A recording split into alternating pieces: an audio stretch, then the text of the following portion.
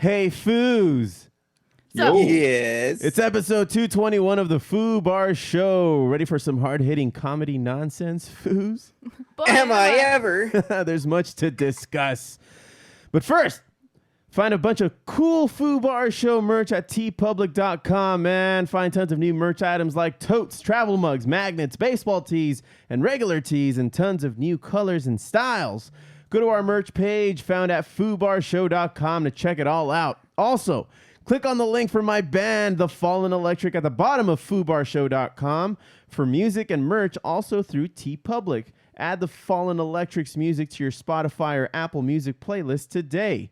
Lastly, ALF live events, man. Whether you'd like to host your next virtual event or you're ready to go live in person or given the times, Foos, in a socially responsible manner, ALF can help you do it right. They pride themselves in being masters of audio, visual, and lighting solutions. Most recently, Foos, they've become masters of virtual events and meetings, partnering with their clients to produce live events in a socially safe environment. Go to alflei.com to get their contact information. They can be contacted via phone call or email for any questions on how they can help you produce a flawless event. That's ALF Live Events at alflei.com. That's alflei.com. And now, without further ado, Foos, episode 221, here we go.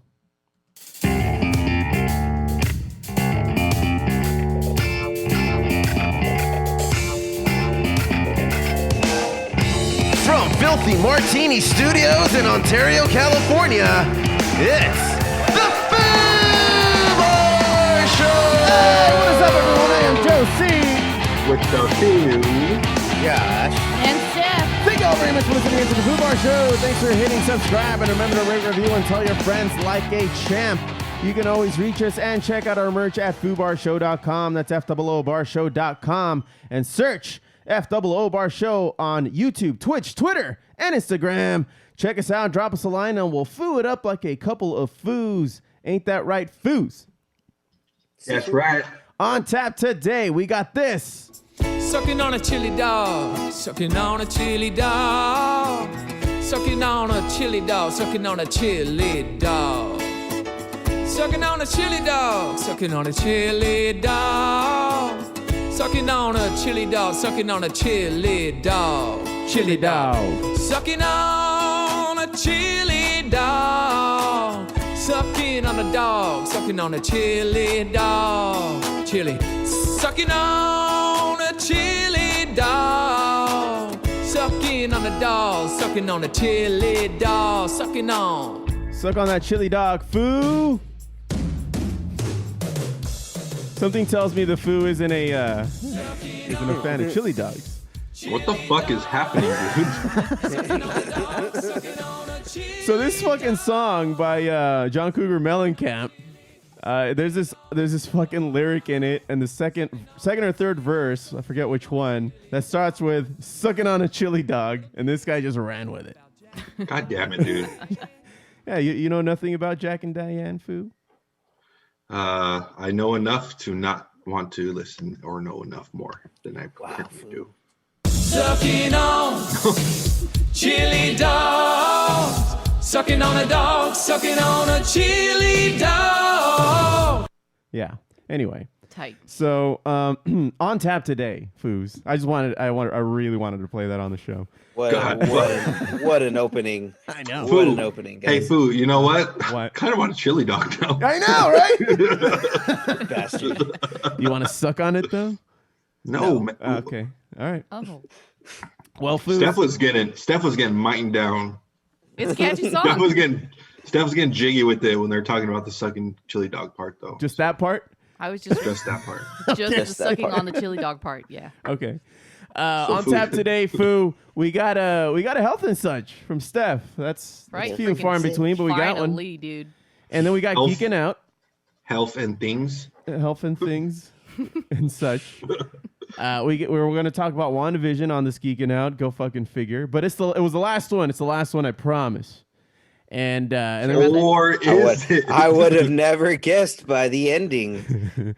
or is it? or is it, Foos? And then we're going to talk about, the Foo wants to extend an olive branch about something. I don't know if it's food related or not, but aside from that, he's going to talk about some video game that he just completed and might spoil for everybody who hasn't played it yet.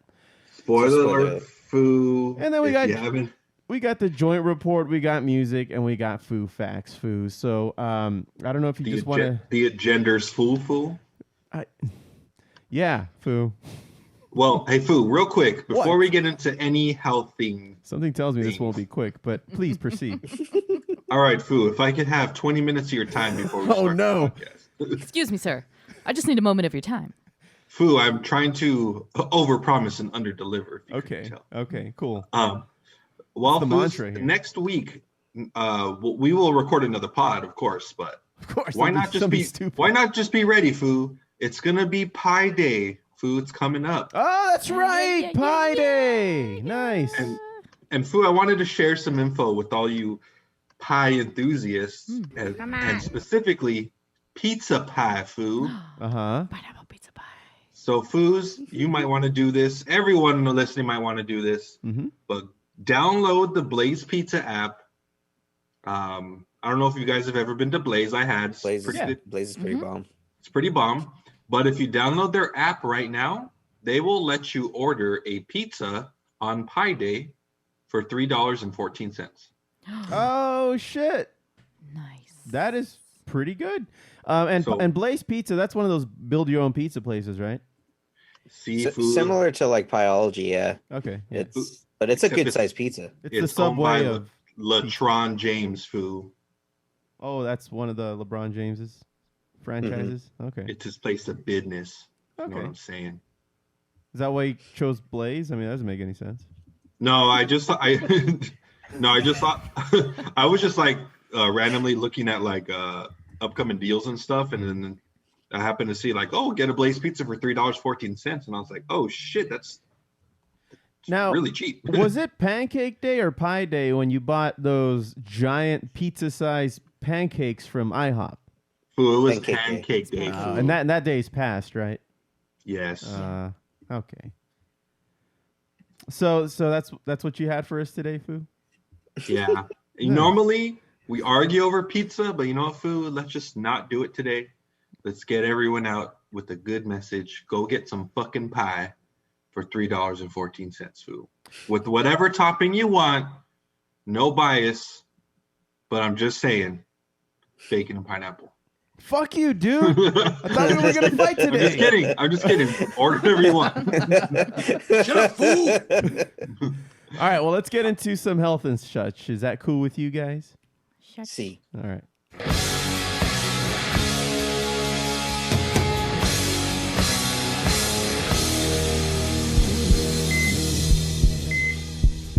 Health and Such is brought to us by conjunctivitis.com. It's a site for sore eyes.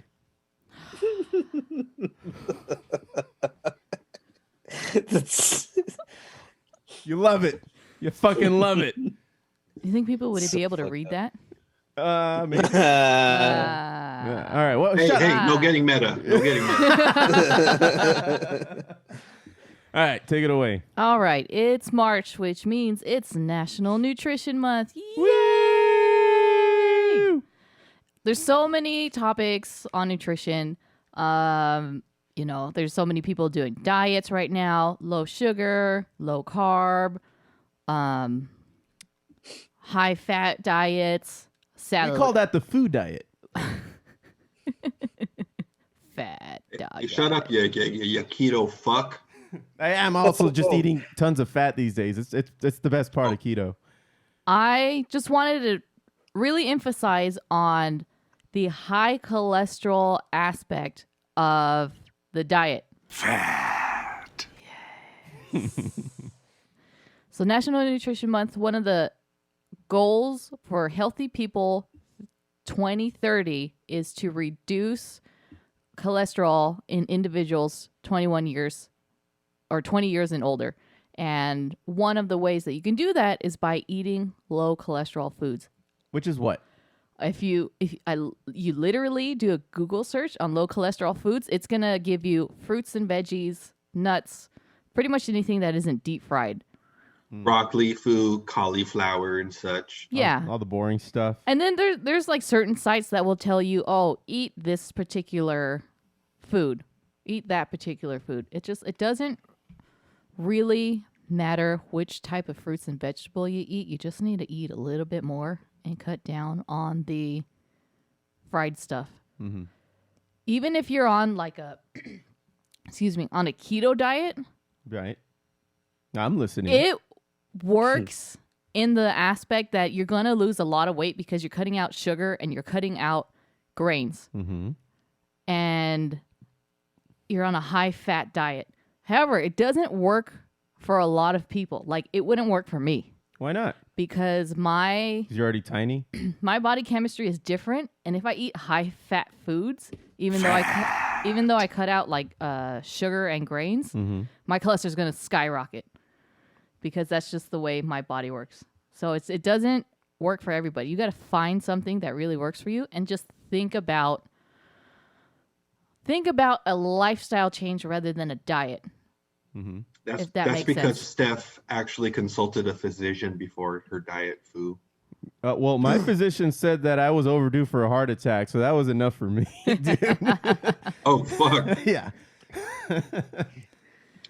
So yeah, like again with nutrition, just start thinking about it. I'm not going to tell you what foods to eat, but just start thinking about if you're like overweight, your cholesterol's probably going to be high. So start thinking about low cholesterol foods. That's the main takeaway that I wanted to bring up. Mind your goddamn business over there, Steph. You fat fucks, lose some weight.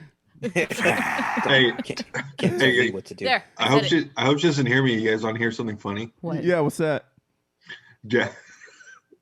Jackie's I gotta whisper it for those. No, I'm just kidding.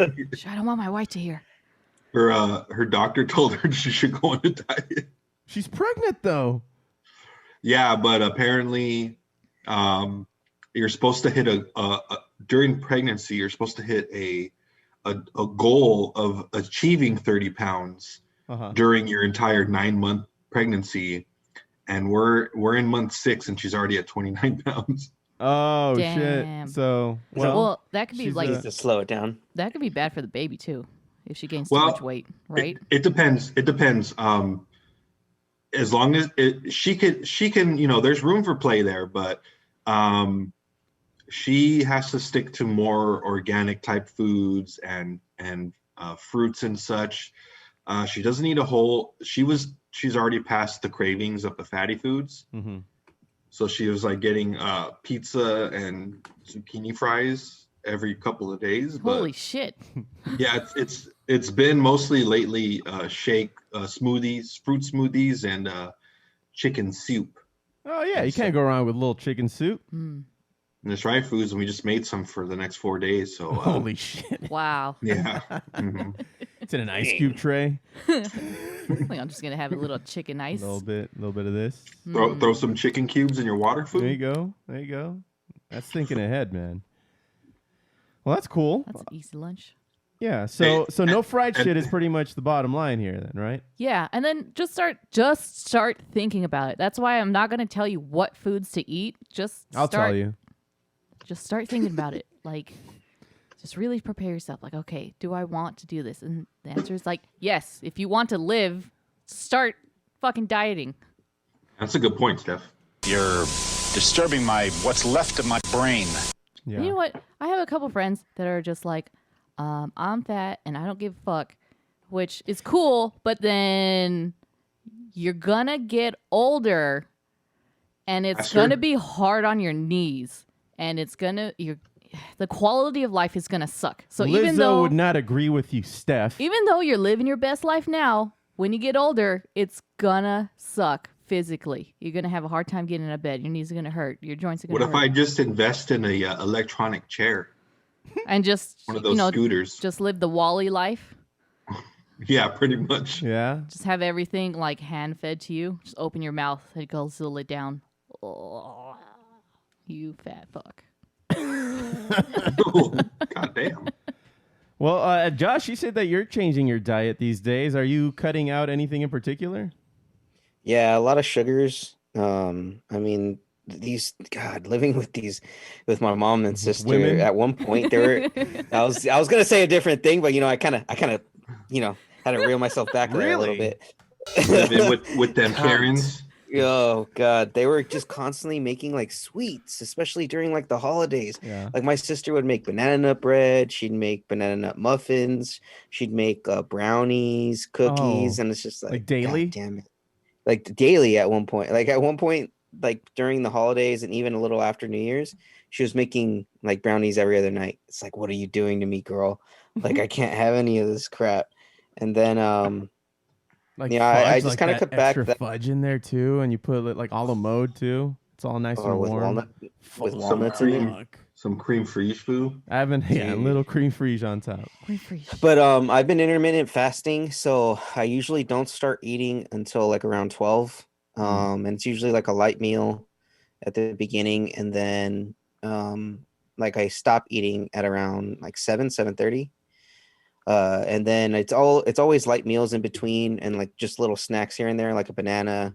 I have like the keto, like these little keto Reese's snacks here and there, like when I can't leave my desk because I'm on like a call for work for a couple hours. So it's just I just kind of pick things here and there. And then I've been doing a lot of exercising. We have like a stationary bike similar to the Peloton. Yeah.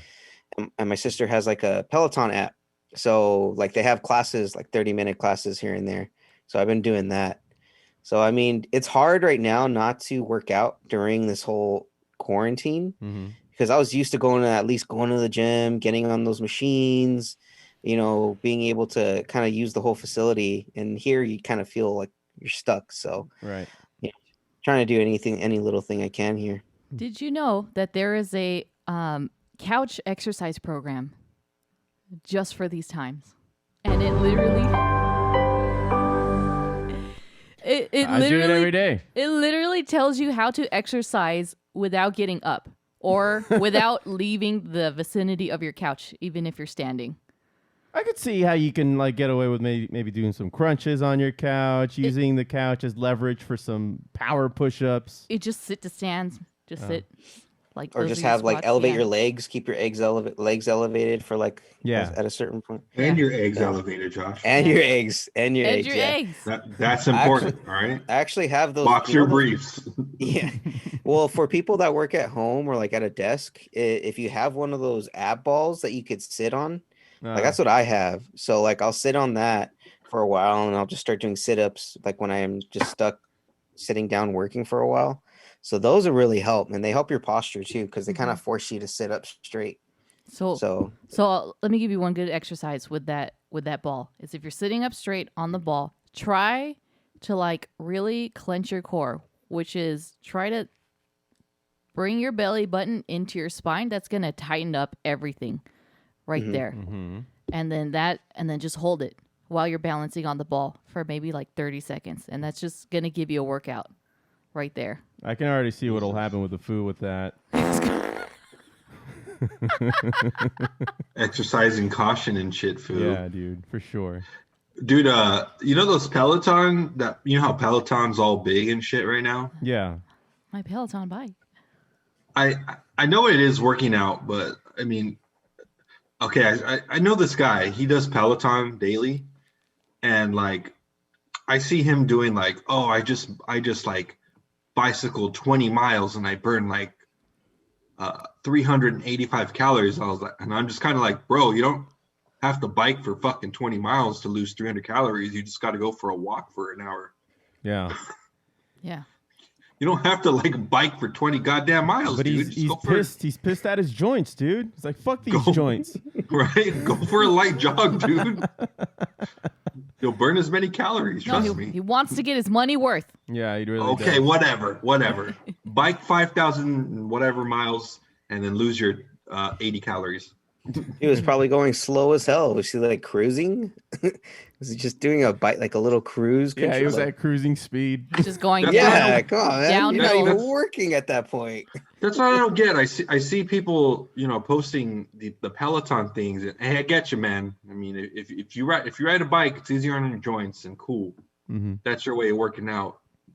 But don't be posting you're riding like 30 fucking miles and you're only losing like 400 calories. It's like, dude, you're just chilling. Something doesn't add up. Probably. Yeah. Yeah, it's like, wait a minute, the math doesn't work here. Yeah. If you literally just go run to the liquor store, you'll lose like 100 and something calories. That's just some dude that's just trying to get some credit. Hey, man, come on. This is at least C-level credit, man. I'm justifying my $5,000 purchase. Fuck. Yeah. That's right. Yeah, that's the person that uses it twice a year and just has to post the 2 times they use it. Well, he's pretty So they have he's, proof. he's pretty consistent. He does it every day, but I'm just kind of like, man, you're working out. You're only losing like 3,000 something calories a week, dude. You know what it is? It's probably his way of like getting started, depending on when he does it. Because I mean, it is a good way to jumpstart your day. Like I do it. I've been doing it in the morning since I have like a good couple of hours from when I wake up to start work, and it like I get energized after I do it for like 30 minutes. So, I mean, for 20 hours, how long has he been? You know what? There's just so many other questions behind this. It's not just how about we just agree to stick to Steph's advice? Yeah, just start thinking about it. And real quick before we leave the segment, going back to cholesterol. Oh yeah, Cholesterol. If you have high cholesterol in your body, the way it works in regards to cardiac health and stroke is okay. Imagine cholesterol is a little tiny fat particle roaming around in your bloodstream. And if you have high cholesterol, high LDL, and high triglycerides, then all of that starts building up as plaque in your arteries, and it starts shrinking your artery, and it reduces blood flow to your heart and to other organs. And what happens is that you can potentially have a heart attack because of a blockage, which could be prevented by like diet. Sometimes you can't because it's genetic. Like you'll just have high cholesterol, which is, mainly like on my side is a little bit genetic and partly lifestyle as well. So I have to watch what I eat. But yeah, it can cause a heart attack.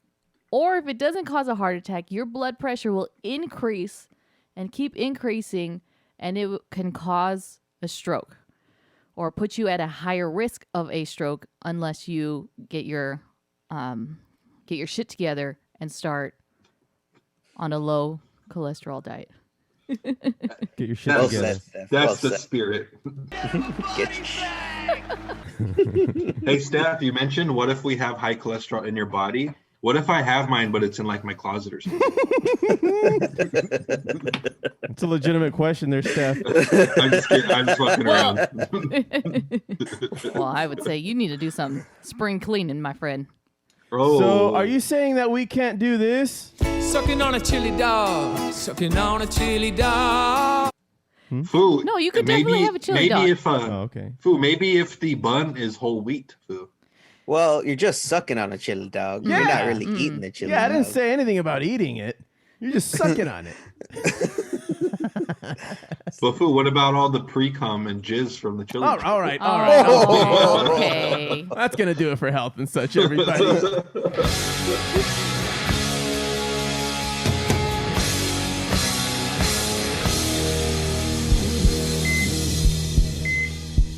Up next, let's see if the Foos get into a fight.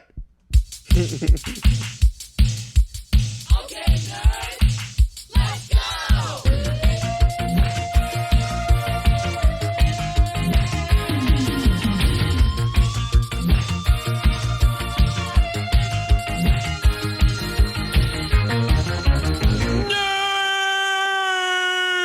Geeking Out is brought to us by Pool Sharks, where the customer is our chum.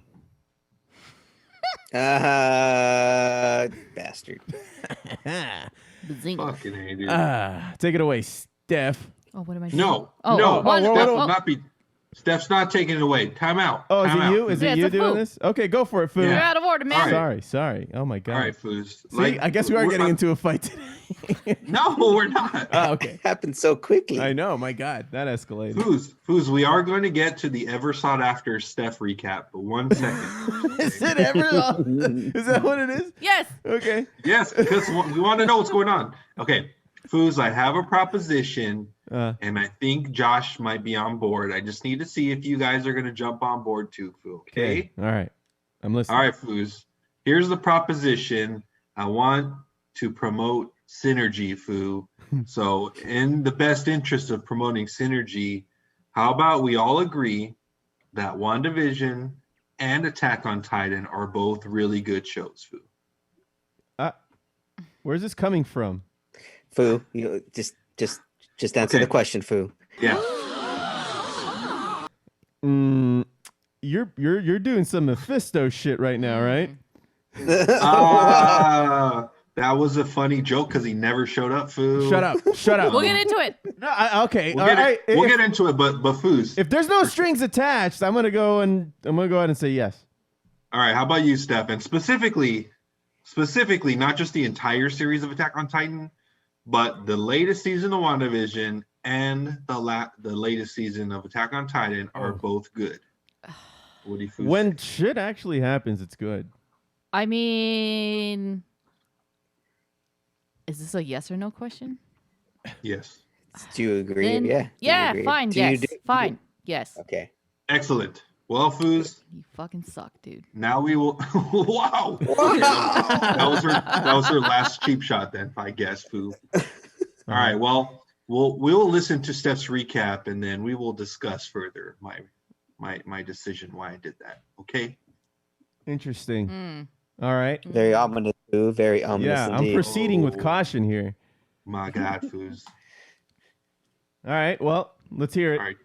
Steph. Previously on WandaVision. Yeah. By the way, somebody on the internet actually took all of those previously on WandaVisions and put them all together, and you can hear her enthusiasm fade after each episode. Because in the first one, she's like, previously on WandaVision. And then by the last episode, it's just like, previously on WandaVision. She's just pissed off and tired of dealing with. Yeah. She's just With like, everything. she's done. So this is a direct what the fuck? Scintillating. Okay, what are we doing here? Am I trying to- Scintillating Okay, recap. The recap of WandaVision. It's a series finale, so I don't think we're gonna get another season. It's just gonna branch off into motherfucker, do you speak it? sometimes Wait, was it series finale or It season said- finale? series. It said series finale, so we're only gonna Okay. get this one 8-episode arc, and it's gonna 9. lead into different things. But 9. Previously 9. on Battlestar Galactica. What is this place? It's imagination. What is happening? Sorry. 8, 9 episodes. Who keeps count anymore? It's just previously on WandaVision. You can do it on 2 hands. Let her speak. Jesus, motherfuckers. So it's a continuing battle Good band between It's a good band name. The Jesus motherfucker. Jesus, motherfuckers.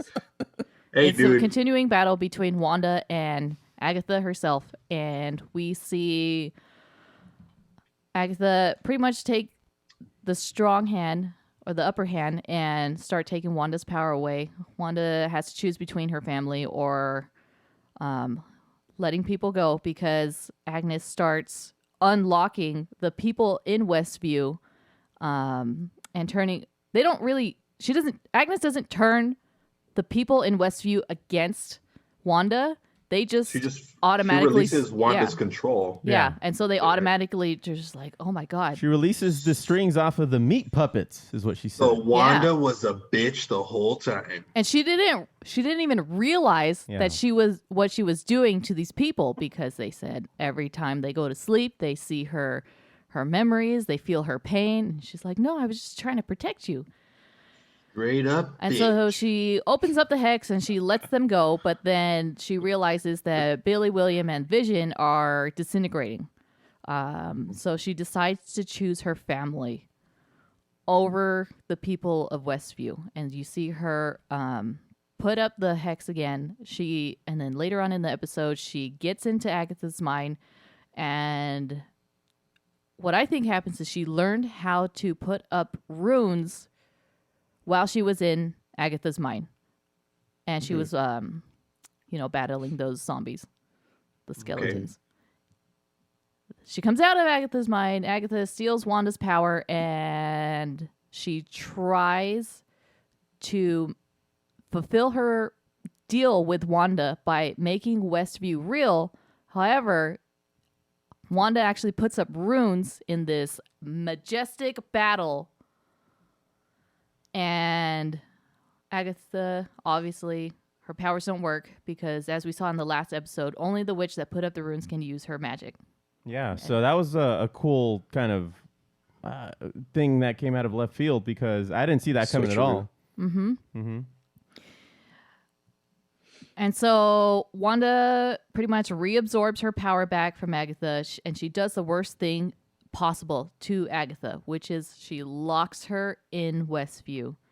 Well, she didn't know that before, but after, hearing from the Westview citizen, she's just like, oh, if it's that fucked up, then there's one person who deserves to be in this kind of jail. Yeah. And it's so Wanda makes Agatha like a normal person. She names her the nosy neighbor. Just like in IMDb. Yeah. She's listed as the nosy neighbor. Who knew? And her powers are hidden, and only Wanda knows who Agatha is at this point. Mm-hmm. Meanwhile, throughout the episode, Vision and White Vision battle it out. You see the arc from White Vision's head, just massive energy just coming out of it, and they battle. How fitting is it that Vision and White Vision battle in a library? Like, it's the setting for those two is really good because they are both intellectual, and they actually end their battle with an intellectual conversation. Who knew philosophy was the true way to win a fight? Yeah.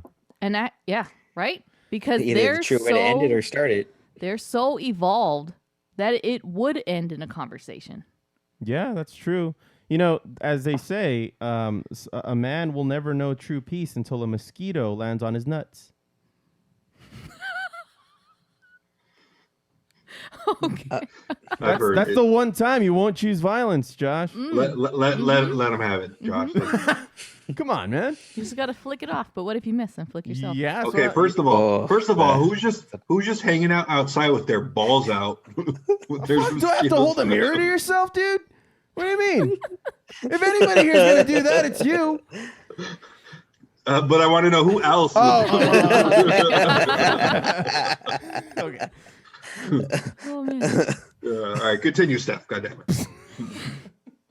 We see Billy and Tommy really use their power to take out the agents of S.W.O.R.D.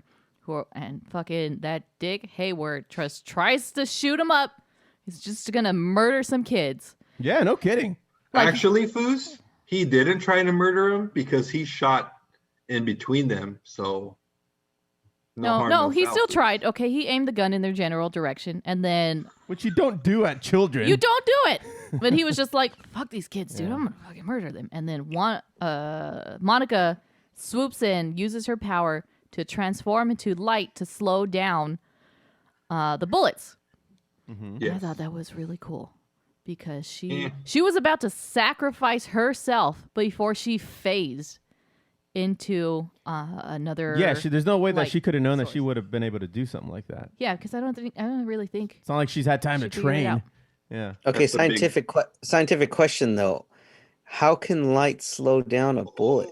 Well, I don't know if it's exactly light. Shit. I don't know that it's so much electromagnetic spectrum might. I don't know that it's so much light, or if it's or if it's I accept that plasma. Answer.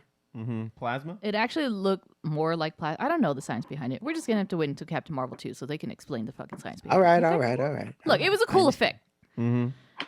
And we finally saw who Ralph was, and it was a complete dud on all our parts because Evan Peters was Ralph this entire time. Yeah, I'm still waiting for time.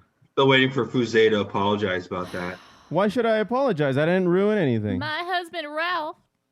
You gave us all false expectations, Foo. Look. Yeah, man. You helped the hype train just chug along at a faster pace, Foo. Whatever, man. I suggest you get over it. Well, Foo, I mean, tell me where the mutants are. They're coming. I really wanted these fucking mutants to be real. And guess what? That was an epic troll by Disney, by the way. It was. Epic. It was. Not only that, but in a whole aspect of WandaVision, this entire series was one big magic trick, and it was a sleight of hand because Evan Peters was the trick. Mm-hmm. Like, besides all the other shit that was happening with Wanda, flipping reality, we all thought that the X-Men were going to be introduced, and they fucking tricked nobody us. thought that. I thought that. Everybody I thought thought that. that. Yeah. Come on, Foo. Only the Foo with his shit. No, post. I thought they were going to introduce mutants, not the X-Men. I mean, goddamn. Oh yeah. Mutants. Well, you know, that's just like your opinion, man.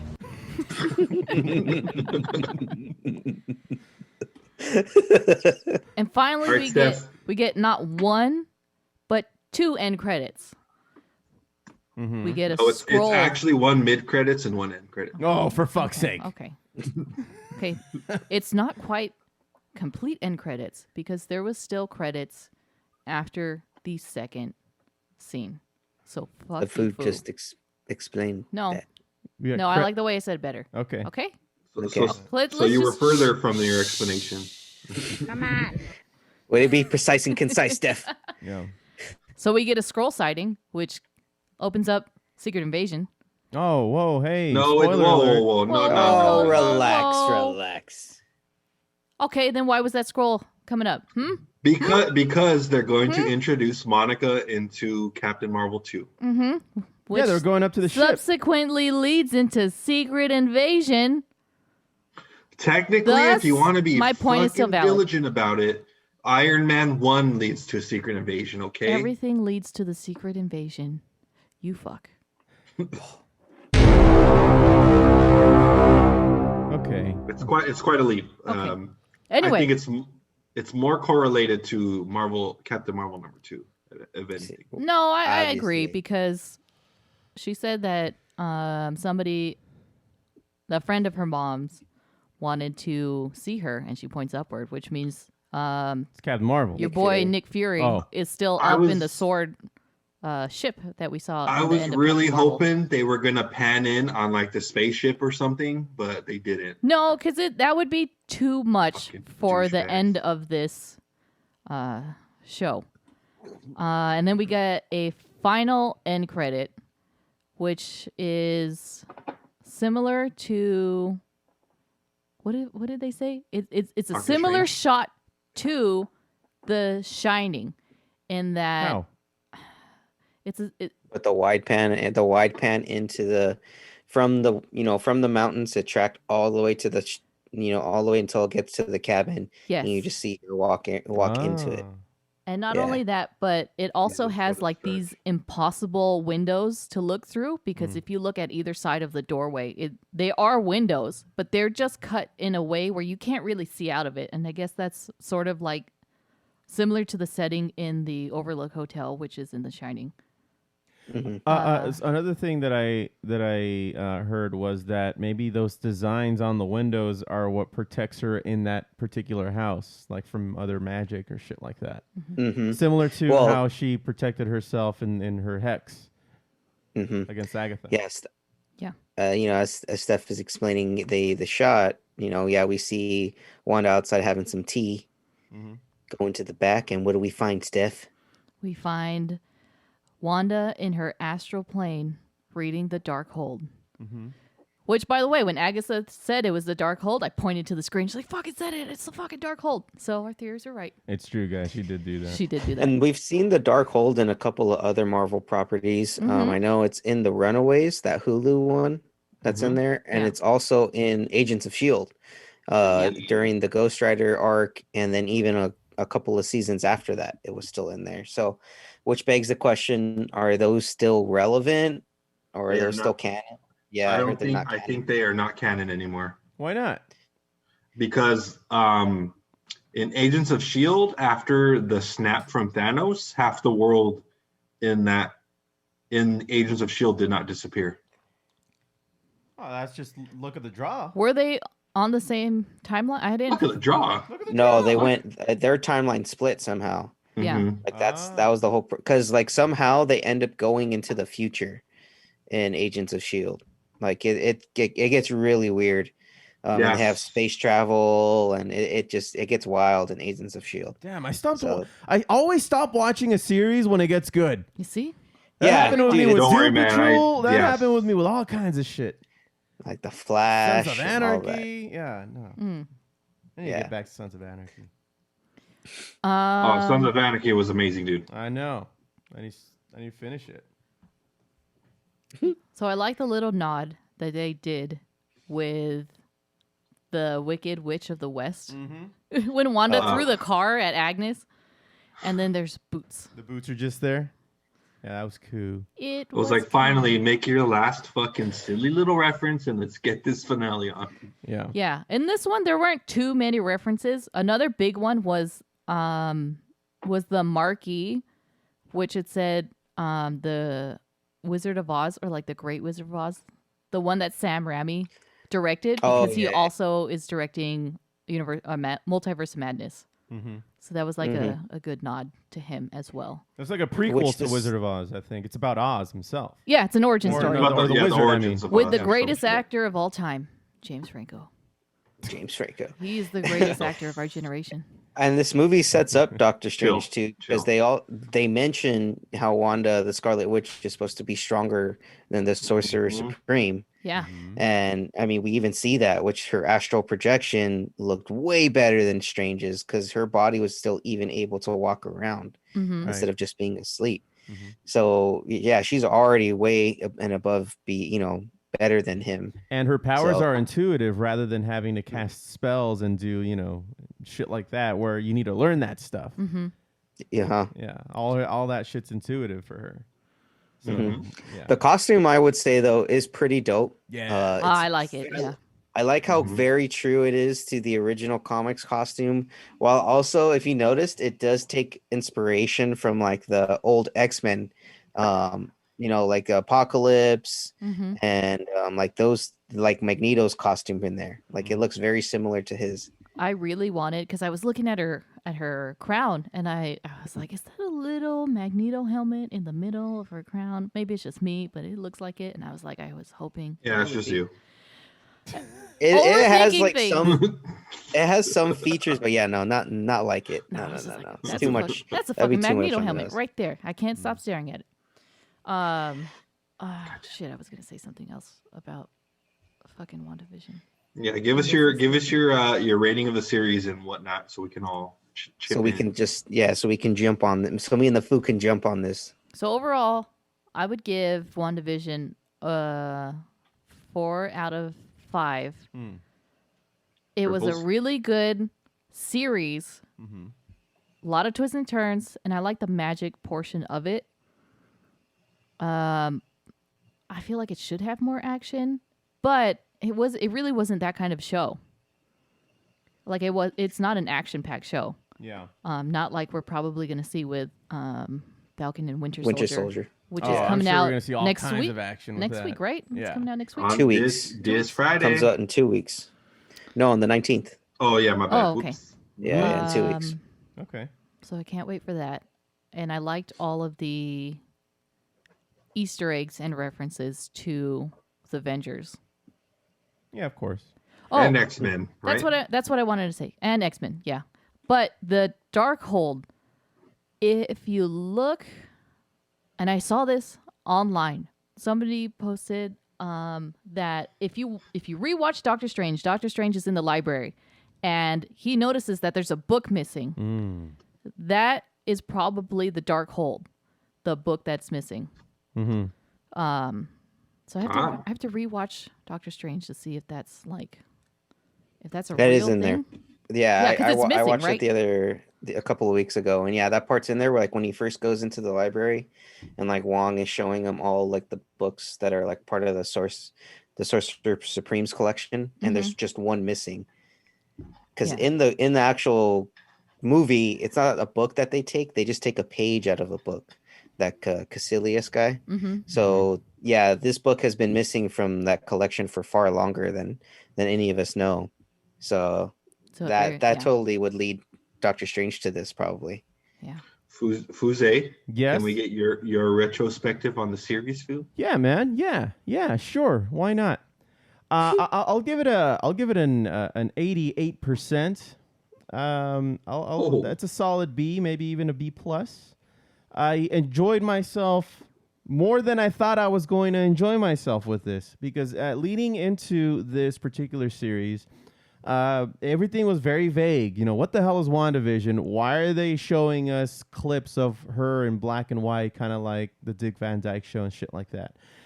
We started getting more hints as to what they were getting at, as before we saw the first episode. But then, even then, watching the first 2 or 3 episodes, I was still like, "Where the fuck are they going with this?" Now, I had an idea of where they were going with this because of the final scenes when they're actually kind of like looking at the sword clips, like after credit scenes, and then it paid off. And it paid off as to what everything kind of connected and what they were doing and behind the scenes outside of the Hex. So I like what they did. Now, I did not appreciate the fact that they fucked with us with bringing Pietro in like that. But bastards. Yeah, that did not pay off in the way that I was hoping it would. But, if I look past that, it was a very well put together show, man. It was. So I'm pretty happy with it. Twas. All right, I'm going to give mine, and then Josh will go. And then after Josh gives his, Josh is going to bust out the list. Oh, my God. There's a list? These two collaborated. You've been had. It's collusion.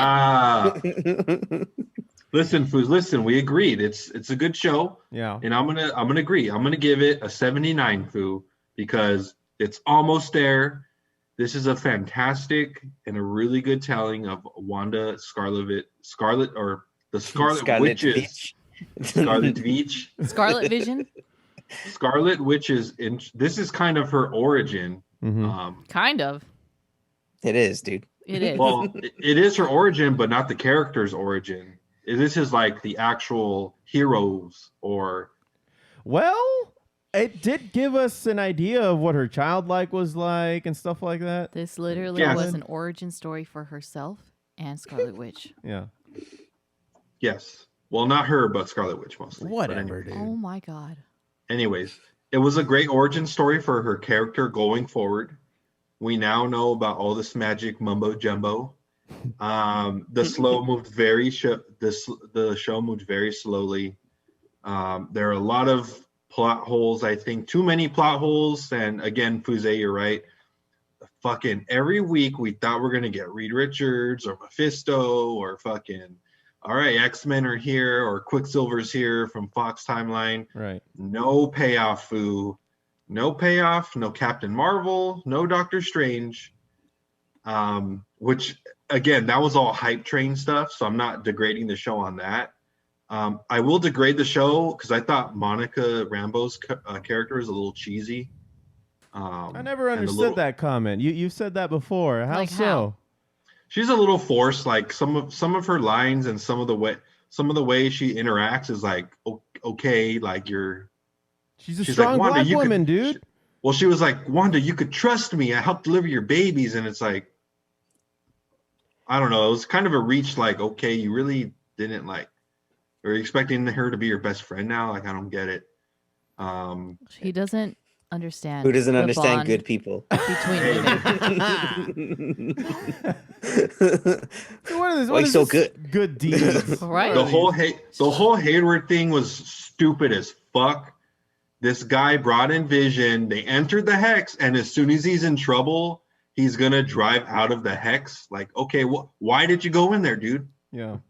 You knew you were going to be in a fight, and then you fucking left like before you even knew you lost.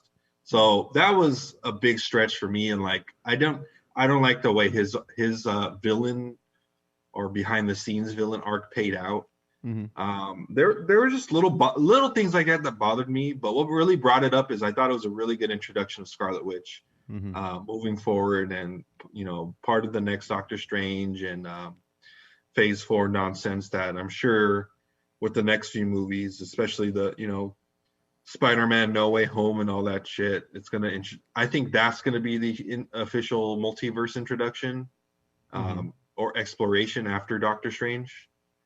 So I think just they almost got me, Foo, but they started rough, and they couldn't carve that Play-Doh into the correct shape. I don't know. I think that Hayward was necessary to bring Sword into the picture.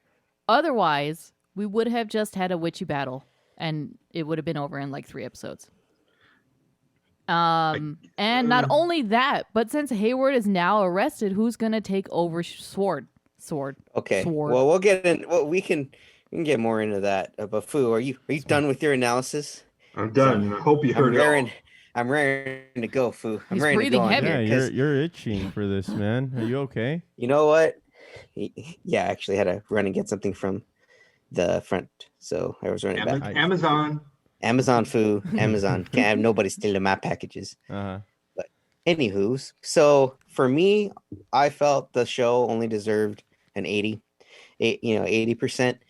Again, it was still pretty good. You know, they had a lot of the little references to the old TV shows, the little Easter eggs here and there, but they really, things were a lot, very vague. There's still a lot of plot holes and plot lines that aren't even revisited or even closed at the end of this series. Can you name like one of them? Because you guys keep saying that, and maybe I haven't caught it. So Okay. Yeah, I actually have a full list. I have a full list after this. So just let me finish. No, because I really don't know. I'm asking for a friend. Let me finish.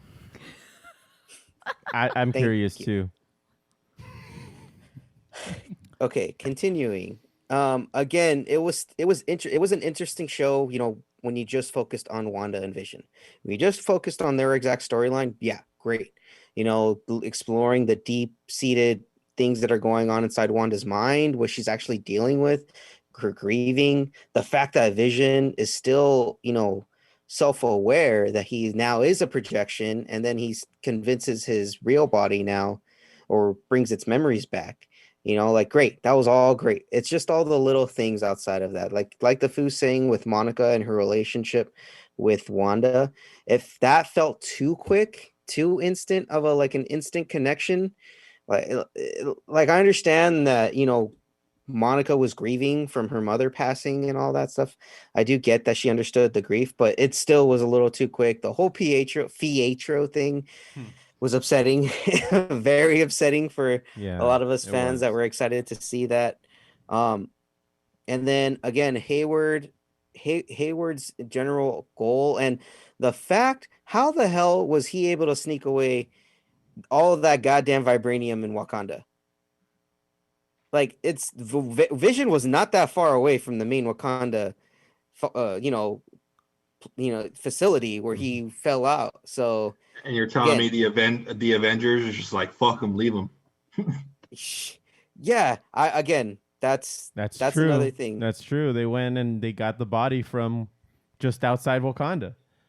But it is still a good series that it does set up big future events for Marvel. Mm-hmm. Now, to my list. Oh God, here we go. Let them have it. The 8 plot holes or unanswered questions the finale didn't resolve. Number 1. How many are there? First off, there's 8. I just said 8. God damn it. Okay. Pay attention. But so there's 8 of them. Yes. Foo, get off your phone. 8. Foo, stop texting Jimmy. I'm not texting Jimmy. So again, number 1, the identity of Jimmy Woo's missing witness. Thank you. The entire reason that Jimmy Woo was there in the first place. This missing witness that we have no idea who they are. No idea. Yet. But that's unresolved. It was never resolved. The series ended, bro. The series ended, so there is no resolve. I mean, there's still an MCU where you can kind of plug that in, man. Dude, it's a front. It's a trick. I hate you all. It's a red herring, yeah. Yeah. No, that was supposed to be logical before any tricks were coming, all right? All right, what's he number 2? He presented himself with a sleight of hand. He busted out a card. Okay. Magic from the beginning. Payoff from it's called fan service. What does that have to do with them being there? That's not payoff. That's not storyline payoff, Steph. Yes, it There's is. no storyline payoff. Continuity. There. Open it. That you won't get a payoff for like 3 or 4 years. So why even introduce it this early? Because it's cool. Shut up, Steph. What the fuck? No. Next one. The status of the Marvel multiverse. Mm-hmm. Now, the whole Evan Peters becoming Ralph thing completely throws off our whole X-Men are in the universe now. Like, we like the Foos said, we probably won't get an introduction until the multiverse, until Spider-Man: No Way Home. Still waiting for that apology, Jose. It's on its way, though. It's on its way. It is on its way, but a lot of people really thought it was going to start here, Yeah. especially because of the news that Wanda was going to be in Doctor Strange Multiverse of Madness. When in reality, yes, it does set it up. We're still in the dark about the entire multiverse concept But you're gonna, this. and I think you're gonna have to connect your own pieces to get there. This isn't be like, okay, we got left on a cliffhanger and now let's start the movie. I don't think they're going to go into a full-on explanation of the multiverse. I think it's just going to happen. Yeah. So, in some shape or form. Let me ask you this. Is it so much a plot hole that they didn't address the multiverse? It's more of that it's an unanswered questions. We still have a lot of unanswered things we do, at the end of this series. Mm-hmm. So that's what this list is. It's unanswered questions that were introduced, and now we may not even get payoff. But that's one way of looking at it, man. Because to me, that's a jumping off point to me for the future of the MCU. Okay, well then, Foo, here's one other way to look at it. Okay. For everyone not familiar with the MCU or any history, this show makes no goddamn absolute sense to them. And this wasn't for them. This honestly was not for them. Yeah, we talked about this already. Yeah. Okay. No fight there, huh? Okay. So number 3, Pietro's powers. Mm-hmm. How did Ralph all of a sudden have all these super speed? How is Agatha able to manufacture these powers? Maybe the same way that Scarlet Witch did it with her kids.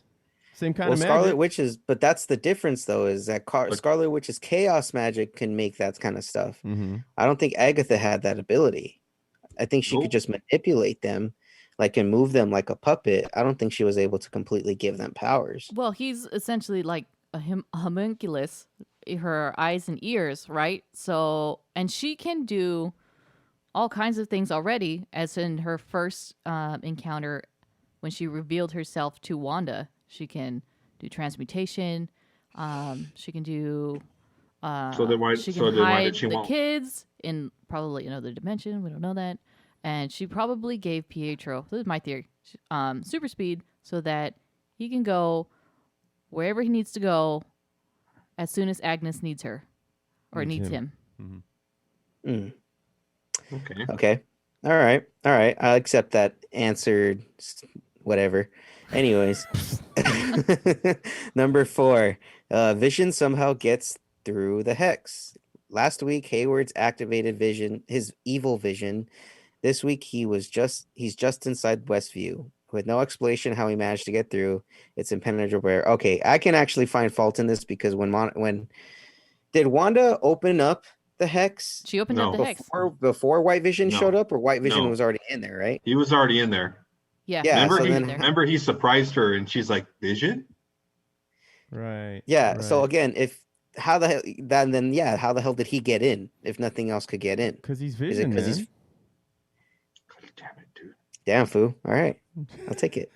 I'll take that. I'm gonna put that in my big list of theirs. Oh yeah. No. That's actually. I think that actually works because he's made up of what Vision is, and she recognized that part subconsciously and let him in. But she didn't even let the other one out. So what's that? He can't leave. He was a part of the hex. He couldn't leave a hex that if there was no hex, he wouldn't be able to. Okay, Foo, so now you're saying she knows what she's doing? Then you're saying she doesn't know what she's doing? Oh, make up your fucking mind. Foo. I think you should shut up and keep going. Let's do that. Foo, alluding to the whole Hayward's master plan.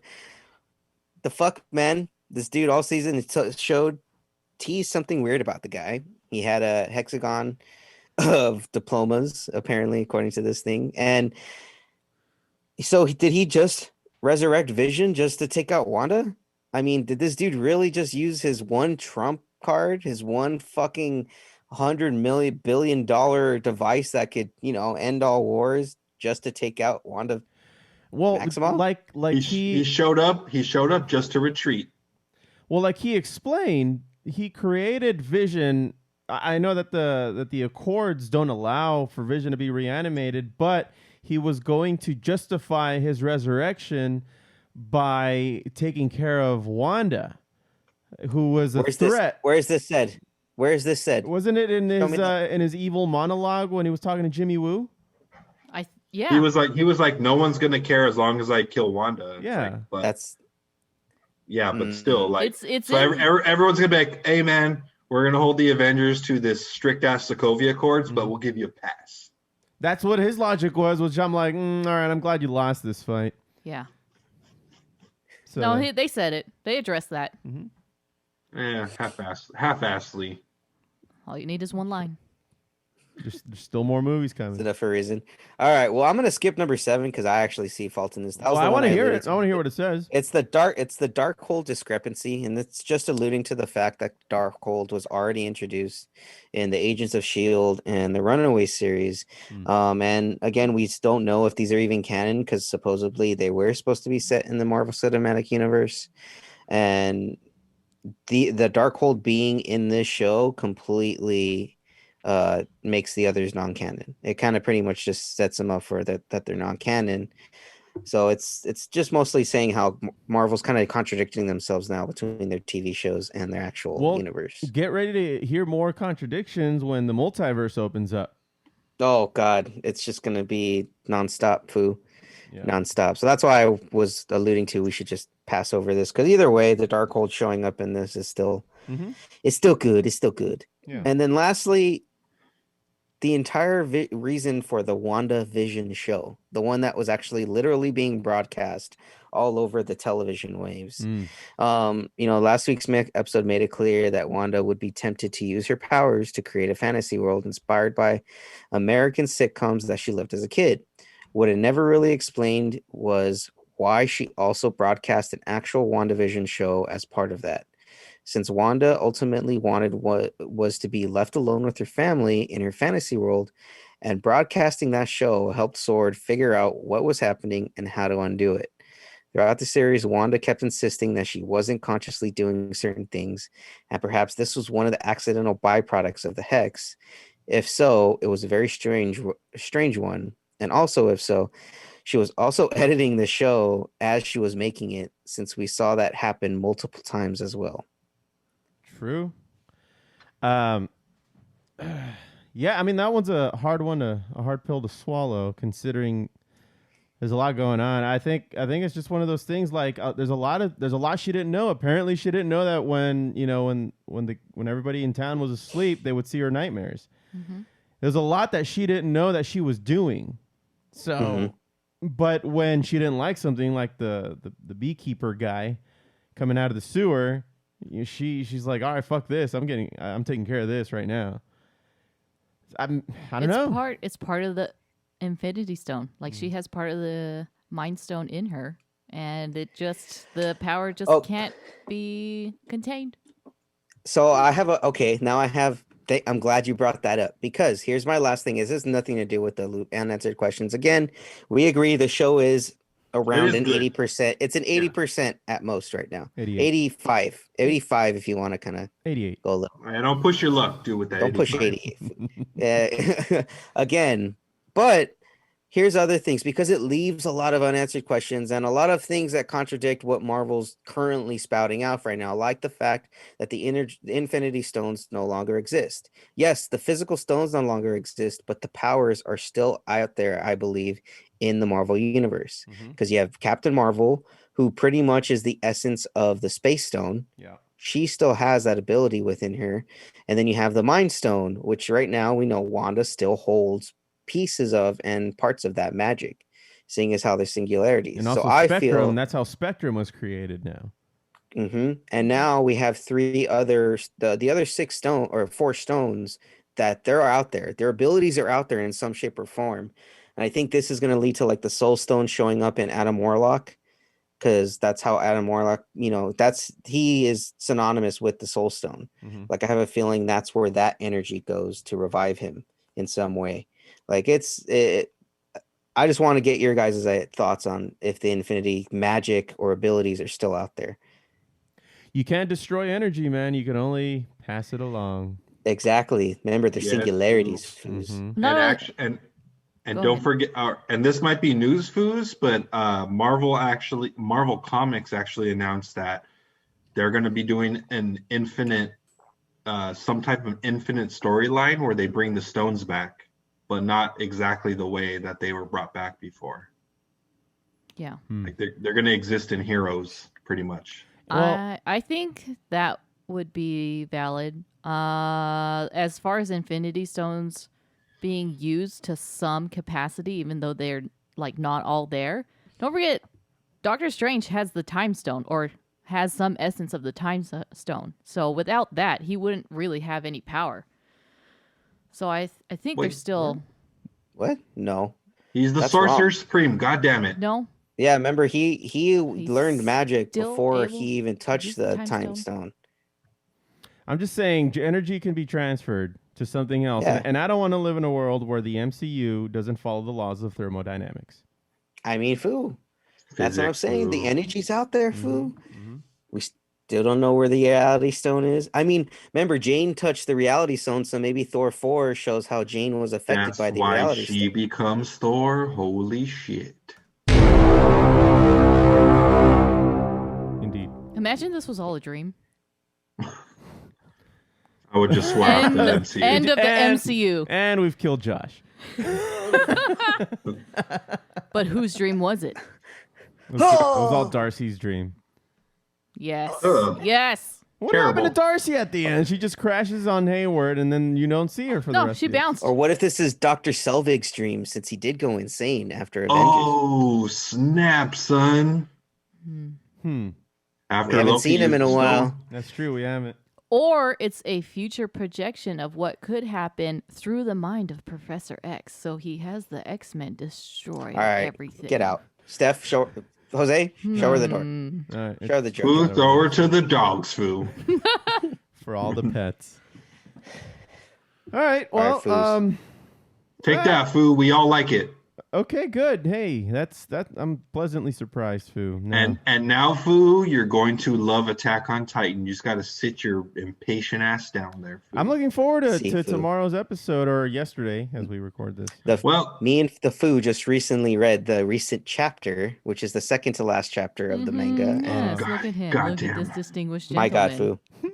It is it had all of us quite shook, and it will definitely have you guys shocked. Okay, and cool. appalled. The series is Not ending on appalled. a high note. The series is ending on a very high note for sure. Now, what do you know about this series ending? Like actually ending? So isn't there rumblings of- me and the Foo were talking about this before the pod, and the way the chapters line up and the way right now the episodes are kind of lining up, it's really much lining up to a point in the manga where, spoiler alert, everyone, the rumbling starts. And Rumbling? we believe it'll stop right there, and then everything they're gonna piss you off so much, Jose. oh yeah, They're gonna leave it's they're gonna leave it on a crazy cliffhanger, and cliffhanger, yep. you're gonna punch Taz, dude. And but what they were, I remember that they're talking about making a different series, calling it Attack on Titan Path, which is alluding to something that happens in the second after the rumbling starts. Mhm. And pretty much what me and the Foo just read, you could fit that into several movies, like into Yeah. at least 3 movies. Like it's Mhm. so action packed. It's like there's so much shit that happens in there Yeah. that needs to be explained in movies. And yeah, they may end up making 3 movies, or like they said, it'll probably be just a second series that'll finish it off, calling it The Path. Well, what do you think about this, man? Because we've already seen a failed attempt of making Attack on Titan movies recently. Wait, what? No, not live action, Foo. Anime movies. Okay. Well, it would. Yeah. Do you think that's a good idea to pursue a live action version of these No. Attack on Titan? Not at all. No, Not at all. Not at all. The right now the CGI, it would be too much. I think right now it just What wouldn't. if Zack 'cause as Snyder we've did it? Huh? What if Zack Snyder did it in like that 300 type of? No, Don't make me say no again, Foo. I've said no so many times. Well, we're barely gonna tolerate Justice League, okay? But Foo. Barely going to tolerate Justice League. I'll repeat myself. All right. Yeah, I mean, after seeing those Japanese live action ones, it's gonna be really hard to tell this epic of a storyline in movie form. I think the way the anime does it, it's as best as you're probably gonna get. Especially with the graphics and the kind of things that we see, especially like the colossal titan and the armored titan and all that. But yeah, I mean, guys, you just got to hold on tight. The anime gets better. We're actually going to start hitting some pretty crazy shit going down in the anime right before the rumbling. And Foos, if you still are upset with the series and they just assassinated Commander Zackley, I mean, goddamn, Foo, what are you expecting? Yeah, I mean, look, you cannot look at Eren as a hero at all in this series. At all. Now, Eren has completely turned heel, and he is public enemy number one. Foo, you're gonna hate who the hero. Foo, you're gonna hate who the hero is now, Foo. Oh man. It's fucking Gabby. It's fucking Rhina. What? Oh, okay, that's it. I'm leaving. He's been the asshole for 3 seasons. Foo, reading the end, like this last part of the manga, all the shit that they include in it, it really kind of leads to sympathizing with everyone else but Eren. Like you're starting to see Eren's a sick bastard. Foo, do we just like Eren because we saw the parody story first? What if we saw the Marley story first, Foo? I mean, yeah, I guess at this point, because it's again, like you said, 4 years have gone by, right? Of us not knowing what happened in between. So yeah, he probably learned a few things about his family history, which they touched on one of the recent seasons. And and he's just like, all right, well, fuck the world, because he's gone rogue. Yeah, in this next episode on the anime, we're gonna kind of get an idea of what Eren was doing during those 4 years and what is Zeke's real plan. Because when you guys really find out Zeke's real plan, and then everything else that's going to be happening, it's going to start getting good for you guys. So this next episode, be ready. Now things are going to start heating up. Unfortunately, there's only 4 more episodes I think left in the anime. So yeah, it's going to be good, Foos. It's going to be good. This season was meant to set up Marley because we didn't know Marley at all. Yeah. So it was meant to understand Marley, and pretty much set up Falco, Gabby, Pieck, Galliard, all these guys. And the only thing that this season has paid off with was explaining where these Titans are coming from and where they originated from too. So I was, so far it's been satisfactory with that perspective, but they haven't paid anything else off. Now, we did get a few cool fighting scenes when... that was a badass scene with the Warhammer, if I might say. Yeah, all those fighting scenes have been fucking great, but there's been a lot of lulls. And they're all talking. Yeah, a whole lot of talking. Well, listen to what they're saying, Steph. Oh, I'm listening, but goddamn, hurry it up. They could have said it faster. Right? No, they could not. No, they couldn't have. They've literally saying it as fast as they can. They could have just gotten a PowerPoint. Giving us some bullet points. Yeah. Just have a quick recap from Armin. Yeah, exactly. Yeah, Armin would have explained it. Hey man, I'm all for it, but that's not how it's going down. I am aware of that now. Yes, thank you, Foo. Just enjoy the ride, Foo. Just enjoy the ride. All right. Well, Foo, is that it for Geeking Out? So frustrating. Well, I thought the Foo had some video game knowledge. Is that right? That's what, Foo. That's right, Foo. Well, let's go ahead and intro this.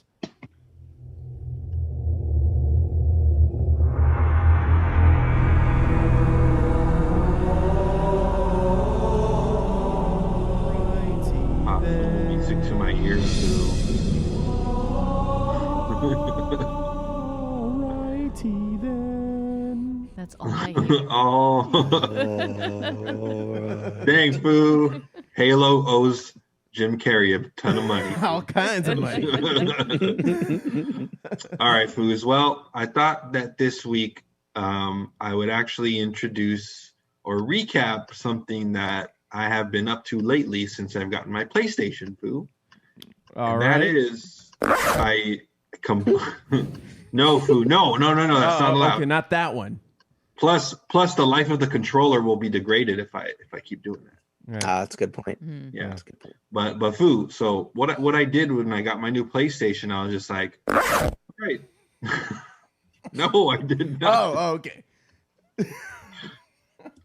There are no significant releases for the PlayStation or the next gens right now. So what I did, Foo, is I went back to the 2020 Game of the Year, The Last of Us 2, Foo. Ooh. And I played the series. No, it's not. The Last of Us and The Last of the Seaman, Foo. You said it. I mean, you're going there, man. You're going there. Am I? Yeah, you are. Okay. Okay. Anyways, Foos, I had such a blast playing the game, and the game is equally as frustrating as it is enjoyable. And the end of the game just left me I was not happy, and in a good way, in a really good way. Oh. Jeez. Oh, so that's what the TFE does all day. Shut up. Band practice, huh, Foo? Oh, we practice all right. Yeah, circle jerk. No wonder why you're always so tired after practice. That's why we cover all circle jerk songs. Shut up. Mimsy.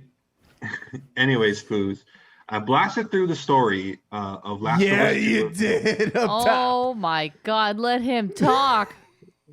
God damn, dude. Fucking TFE's got problems. I'll shut up now. Foo, the game, I completed the game on the difficult mode in 1 week, and it inspired me to actually play the original game, which I am doing right now, on the most gruesome setting, Foo. And goddamn, man, if you die, you have to restart at the beginning of the action, Foo, of where you last checked out from. Mm-hmm. Are the checkpoints pretty few and far in between? Well, if you're going through a sequence of fighting scenes on a level, if you die once, you got to start at the beginning of the checkpoint. Like if you clear a section, and then you're going to go through more fighting, it restarts you before any fighting takes place. Dang, so you gotta, but you're doing it in that insane mode, right? Yeah, I'm doing it in that insane mode. So a lot of it has to be this gameplay. The gameplay is very good. Steph can attest to it. It's a lot of sneaking around. It's a mix of combat stealth mode and just straight up, like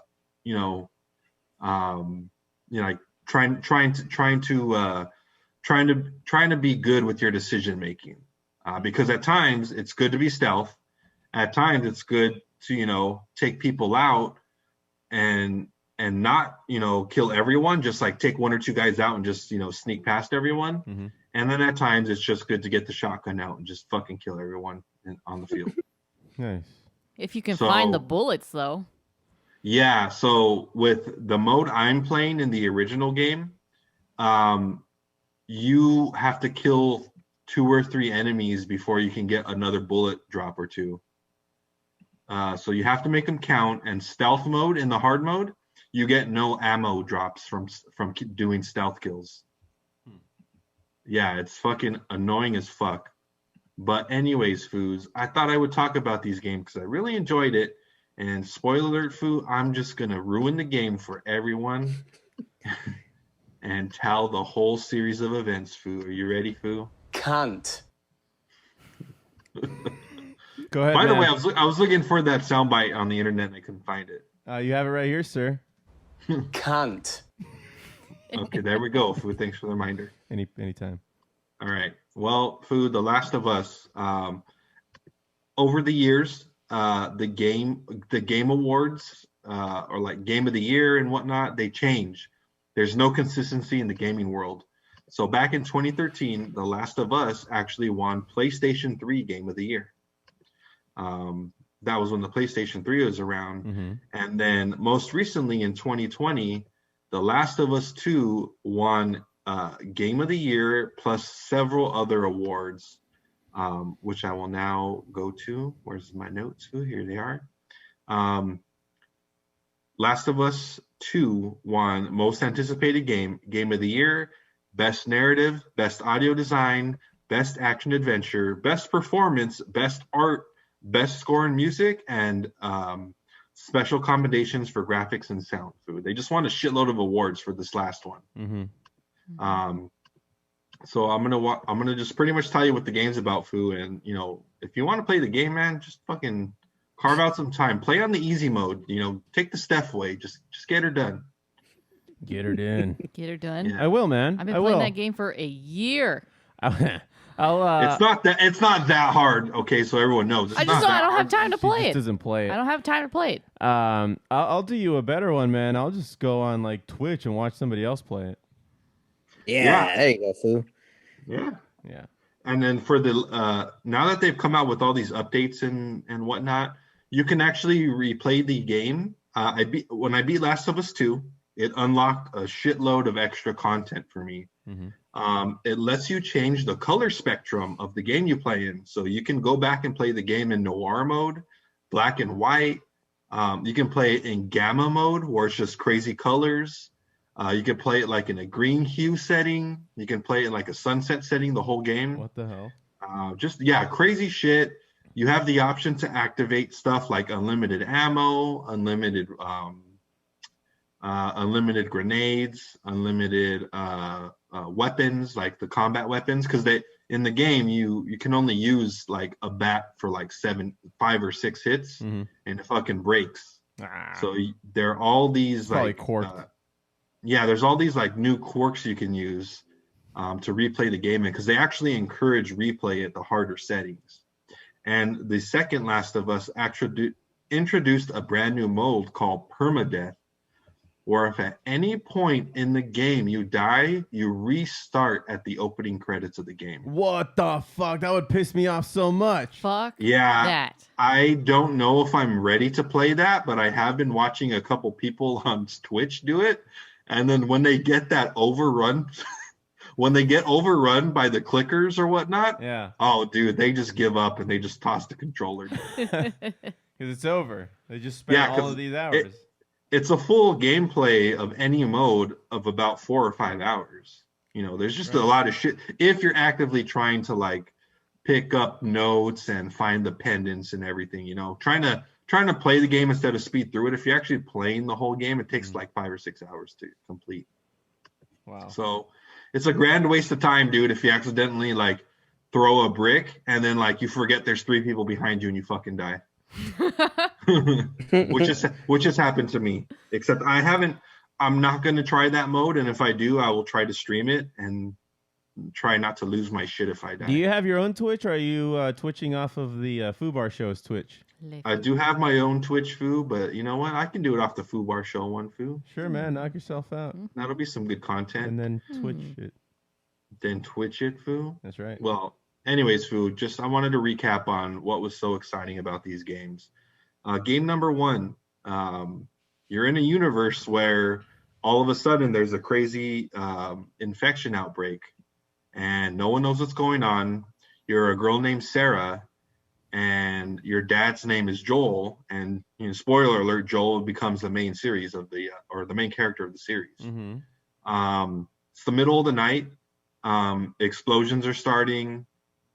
Your neighbor like breaks into your house and he's fucking like slobbering and doing all this crazy shit, like he's making weird noises, and then Joel shoots him in the fucking face.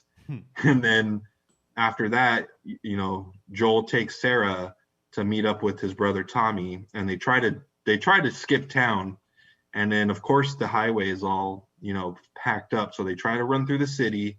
And then, dude, there's just random people like running up to cars, like bashing into it with their head. They're like biting people, eating them. It's fucking weird.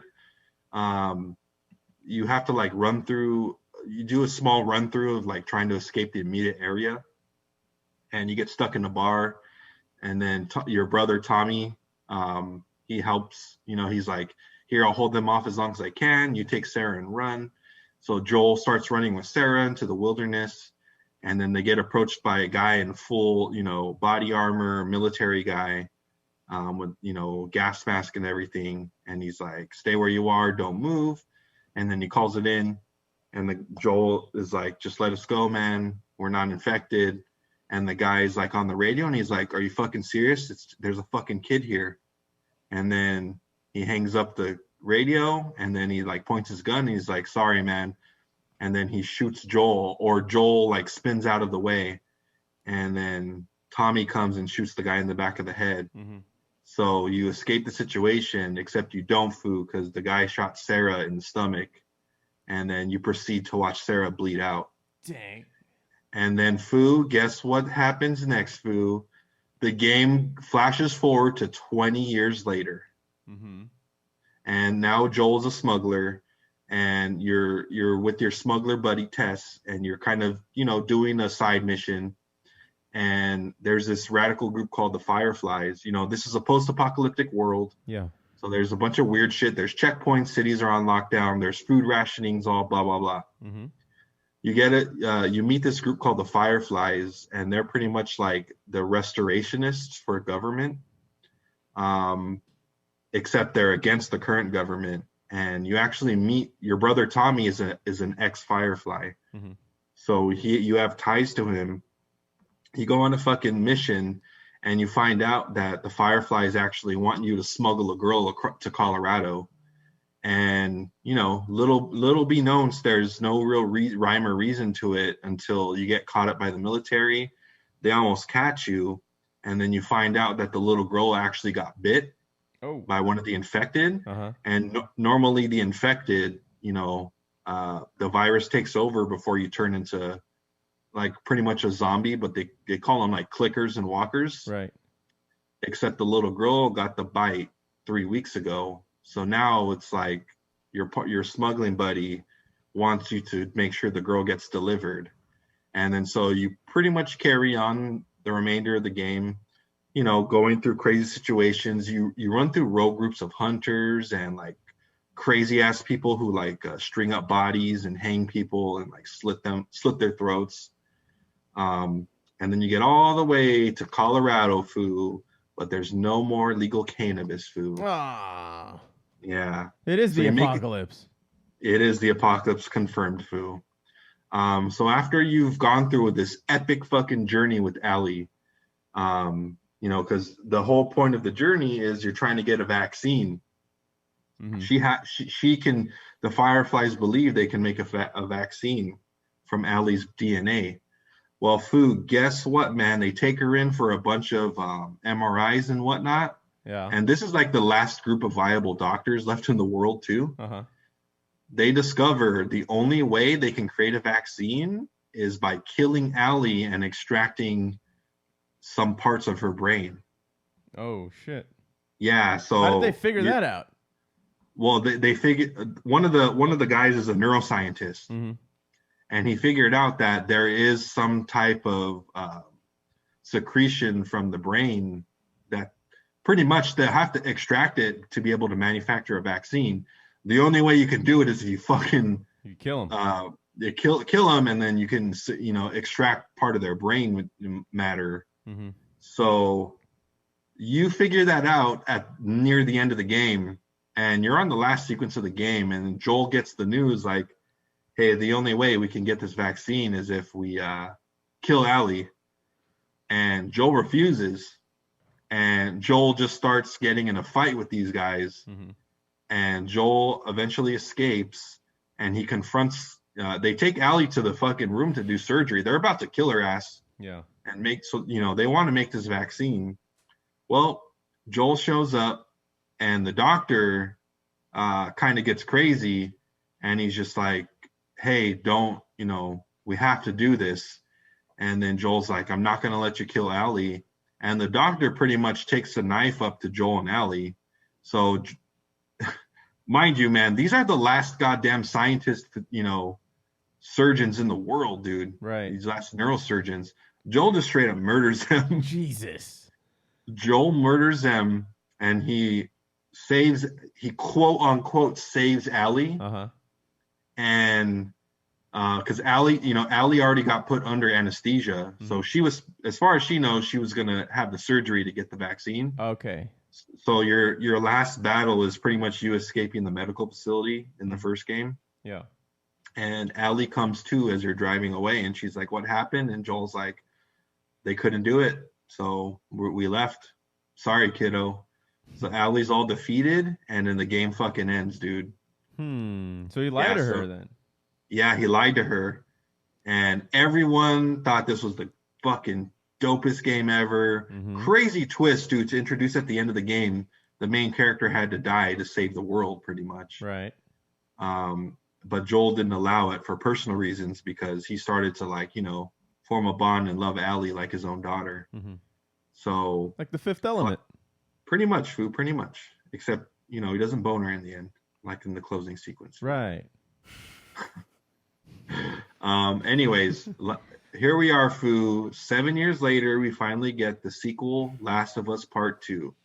It's 4 years later, Foo. And this game has increased in the graphics, the gameplay, the weaponry. It's just a far superior playability aspect of it, Foo.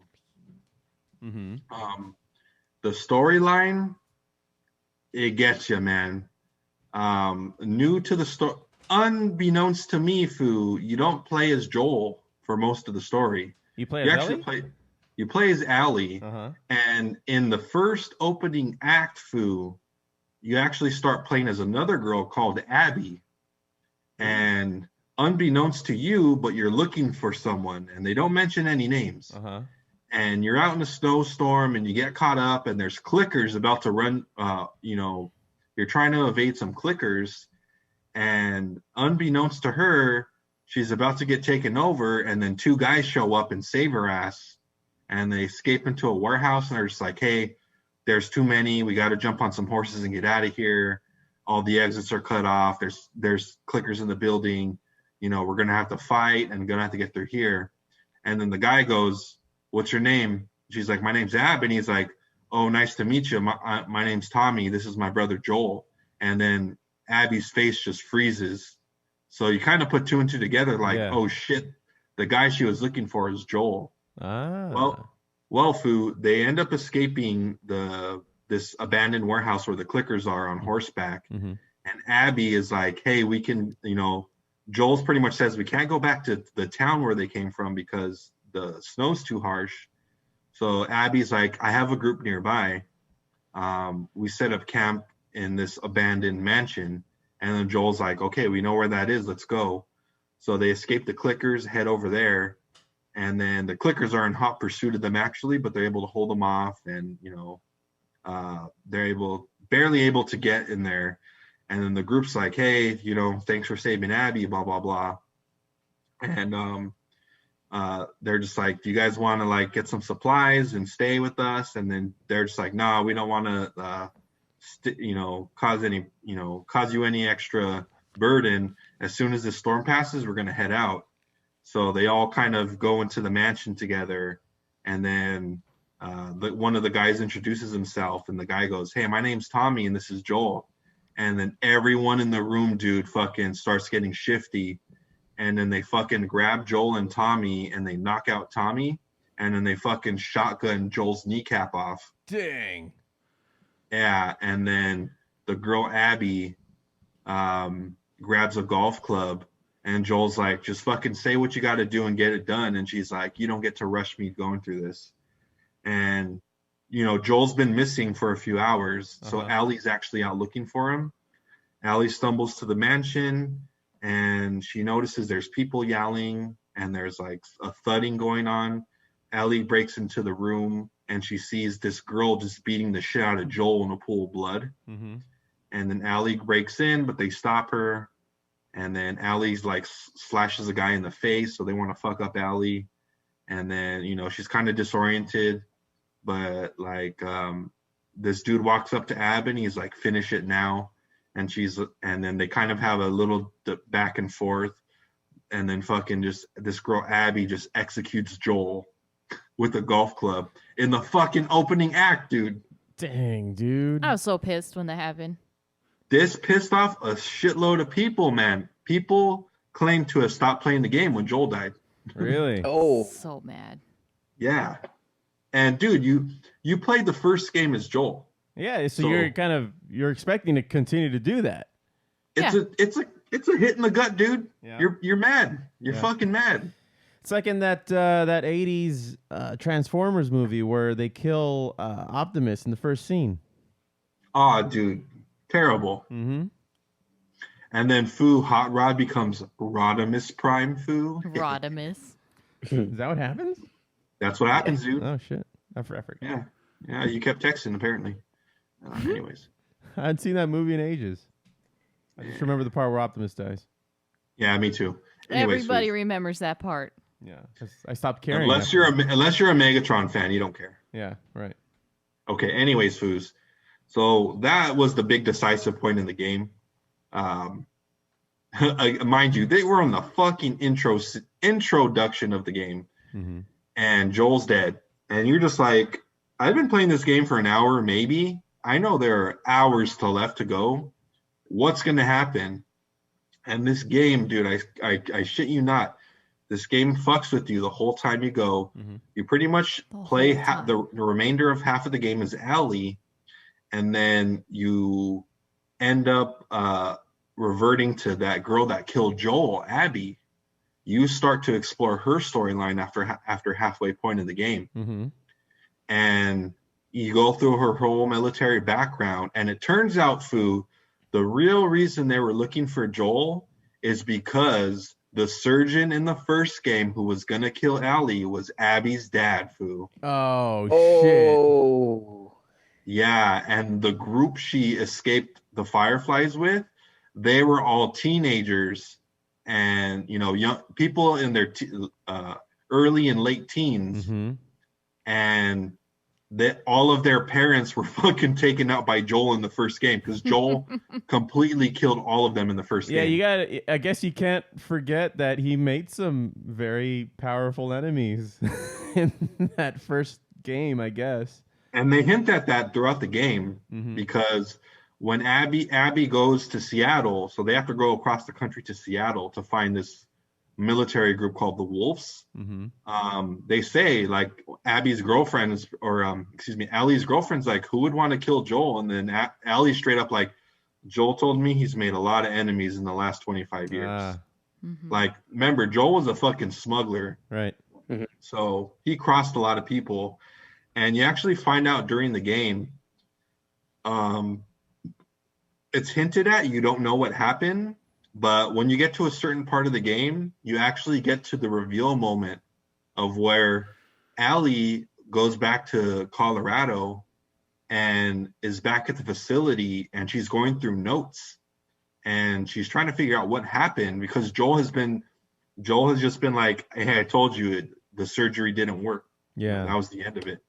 But then Allie was like, okay, but the Fireflies don't exist anymore. What happened? And Joel's just like, oh, right. Fuck. I forgot that he lied to her. Yeah. Yeah. Joel's just like, I don't know. So Allie shows up and finds some recorded tapes pretty much saying like, he killed them all. He took away our future. There's no way a vaccine can ever be made now, even if they have the girl. So Allie gives Joel an ultimatum of tell me the truth. And if you don't, I'm out of your life forever. But if you tell me, I'll go back to the town where we live at. But me and you are not going to be on good terms for the rest of our lives. So go ahead. So all that happens before Joel dies? But so no. All this is flashback stuff throughout the course of the game. And so yes. That's the point of this game, man. It's like, who's in the wrong here? They wanted to kill Allie, but for what, for the vaccine. But then the argument can be made, it was like, what the fuck will the vaccine do? It's not proven to work, and the people who are infected, they can't turn back into normal humans. They're infected zombies. This is just so you don't turn into a zombie if you were to get bit or something, right? Right. Okay. So it's I guess from that standpoint, it kind of would have been pointless as well, in a way, because there were too many unknowns they found out going into like if they could even make the vaccine. But I guess the surgeon was dead bent on like, we can make it happen. But even his staff was like, we're unsure. Well, what do you got to lose in the apocalypse? If it means sparing one little girl to try to see if you can get something going, and And see, man, that's where the big debate comes in. You kill this innocent girl. Where do you draw the line? They're operating in the gray, man. It's not black and white anymore. And so, I mean, Abby is the villain of the game, but goddamn, man, she's got a good reason to want to kill Joel, though. Yeah. Joel killed her dad and everyone's family. So it's justice for her end. What the fuck? So is she like Eren Yeager? In a way, except Foo, you actually start to sympathize with Abby and one of the factions she's warring with, she actually gets saved by some kids of this group called Scars who don't believe in future technology, so they're back to using bow and arrows and knives and shit. So she actually saves 2 kids, and she pretty much forms the relationship that Joel formed with Allie in the first game with them. Yeah. And the game kind of crescendos where she decides to leave the group she's with, but Allie killed all of Abby's friends in the end, except Abby. And Abby has the chance to kill Allie after a final showdown. And then, but Allie's girlfriend is pregnant who's pregnant from a guy, by the way. Of course. Yeah. She kind of saves Allie, but Abby fucks her up. And then Allie's like, please don't kill her. She's pregnant. And Abby's like, good, as she's about to slit her throat. Dang. Dude, this game is fucking nuts. And the kid stops Abby from doing it. And they kind of end it there for now. And then later in the game, you find out that Abby actually is trying to rejoin the Fireflies again, because that's what her friends wanted. And her and her like kid friend now get taken hostage in Santa Barbara. And Allie has established a life for herself with her girlfriend and now their kid. And Allie pretty much decides to leave her family to finally go kill Abby. Except the group that has taken Abby prisoner, they've been like starving her, and like they put everyone on these crucifixes, dude. Oh shit. Fucking crazy, dude. So she goes to kill Abby, but Abby is like tortured. So she kind of helps Abby escape. But then after they're about to leave, Allie's like, I can't let you leave after what you've done. And then Abby's like, I'm not fucking doing this. I'm not fighting you. I'm not doing anything. Let us go. So Allie goes up to the kid and she's about to slit his throat. And she's like, we're going to fight to the death right now. And she's like, leave him out of this. And she's like, if you don't fight me, I'll kill him because you brought him into this. Dang. So yeah, so you get the final showdown between Allie and Abby, Foo. And then Allie's about to kill Abby. And then she kind of has some flashbacks with Joel. And she decides to let Abby go, Foo. Weak. And that pissed people off so much. Yeah. There are fucking Reddits and YouTube videos and Facebook videos of people just shitting all over this game. That's what happened when Rick let Negan live. Yeah. So Allie lets Abby and the kid go.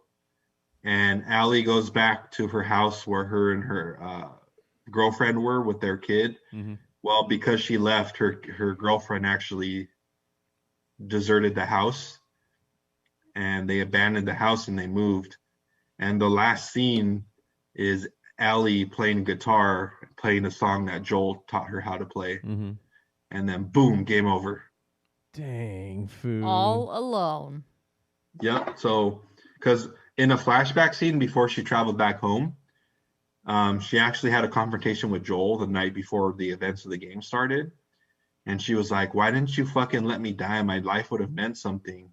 And then Joel was like, your life did mean something to me. And Allie was just like, no, you fucking should have let me die. She's like, I can never forgive you, but we can start to, make amends now. Right.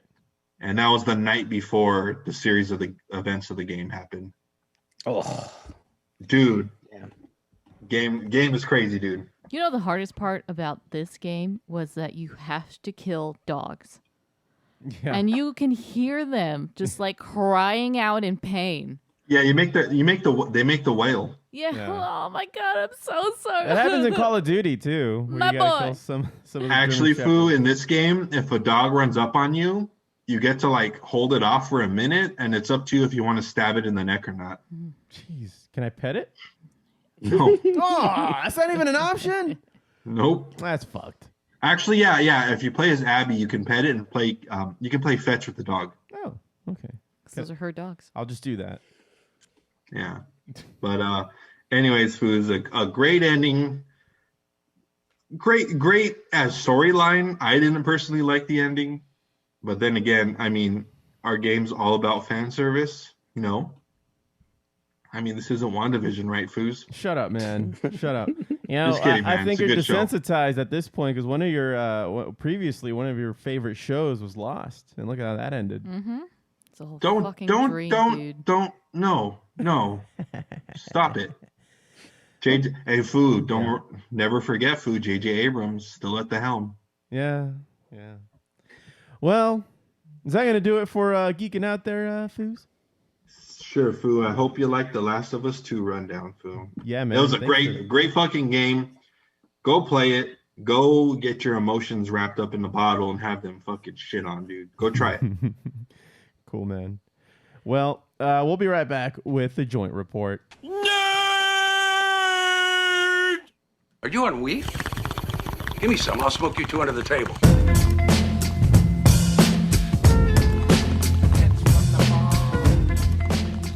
And the joint report is brought to us by High Spirits, the best cannabis-infused vodka. Eh? Well, anyway, Foos, I Well, I would like to hear more about that sponsor. It's a fake one, man. I don't know what else to tell you. Fourth wall, dude. Come on. Sorry.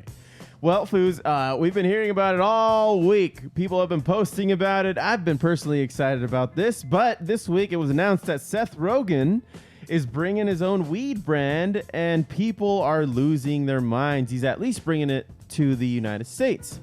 And yeah, people have been posting I've been seeing it all over Instagram, and I'm sure it's all over Twitter too. But I wanted to play this message. It's just a 1-minute message that he posted on his Twitter.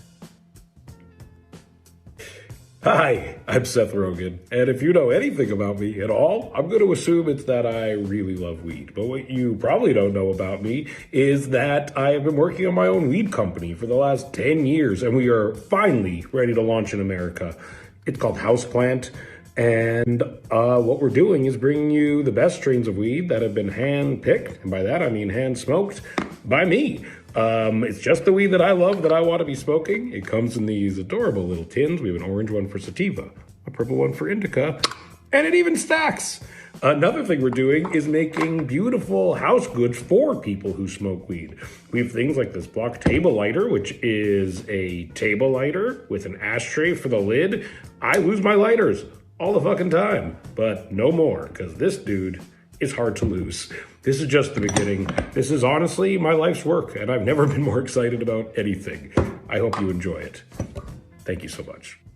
Yeah, man. So this guy, I mean, like you said, this is just the beginning. So I wonder if this is going to be like a Seth Rogen version of that of Josh from the Raw papers, where he's just making and inventing all kinds of like pipes and ways of smoking weed and different tinctures and stuff like that.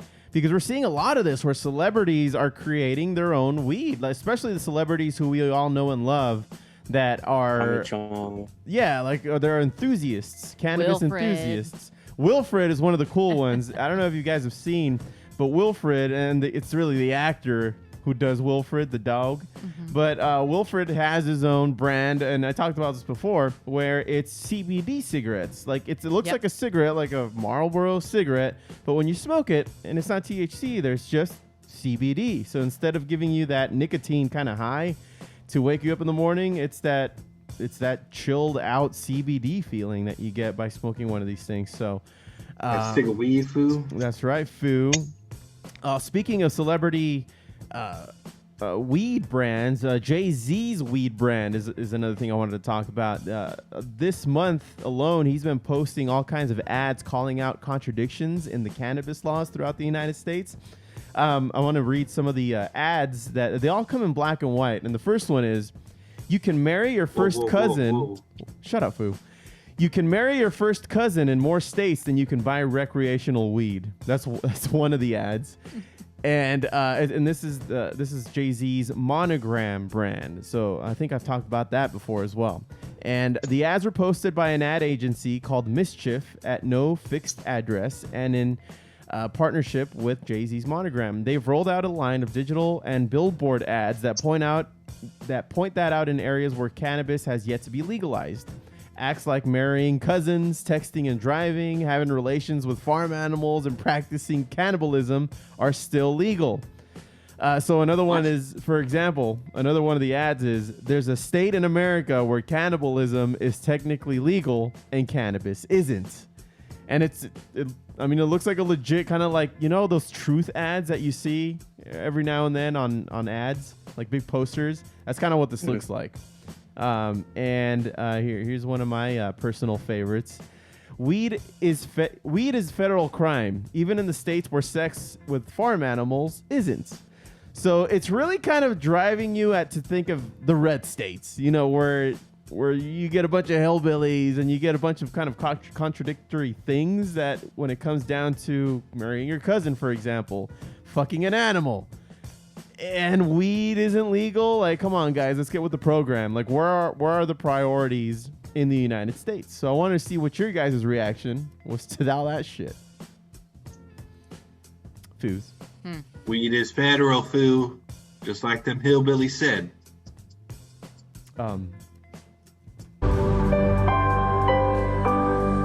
Thanks, Foo. Well, it was going to be a short and sweet one, especially now that you guys have no comment on it, and we'll go ahead and ignore what the Foo just said. Well, Foo, unless Jay-Z's coming out with a weed brand, I do not care. I just said that he had a weed brand, and that's who's sponsoring this. You fuck. Smoke weed every day. Was it called the Rock, Foo? Because Rock is not a weed, my Foo. God. I'm going to kill you, man. I'm Wow. going to kill you. Let's move on with the music highlights.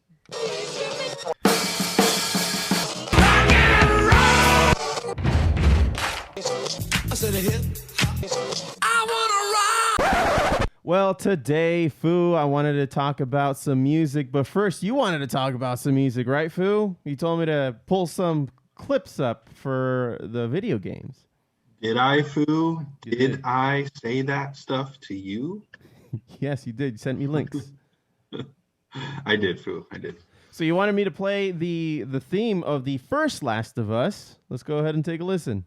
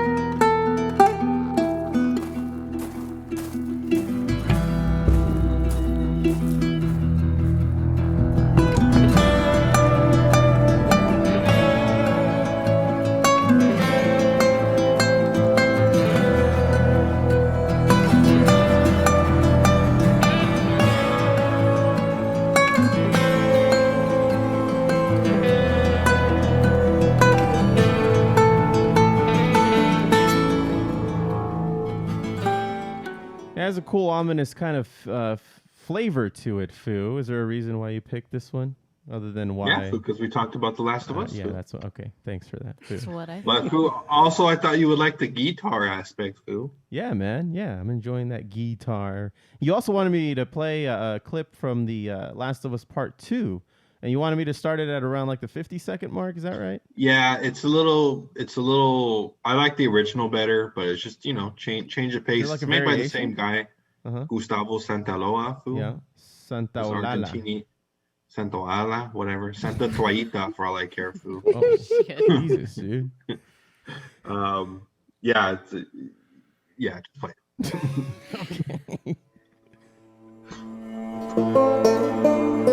Okay.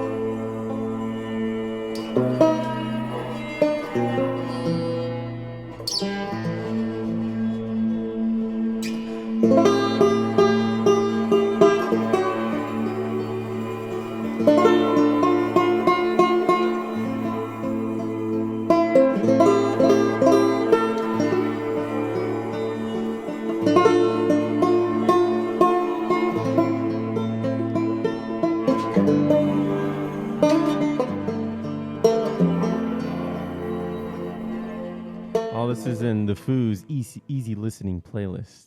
Yeah, Foo. Foo, you like Last of Us 2 because you actually get to play the guitar in the game too.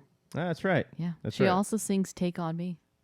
Does she really? She does. Yeah, she does an acoustic, Foo. Nice. All right. Cool, man. Well, moving on. I wanted to play one of the new songs that Hayley Williams has come out with. You guys remember Hayley Williams? Yes. Yeah.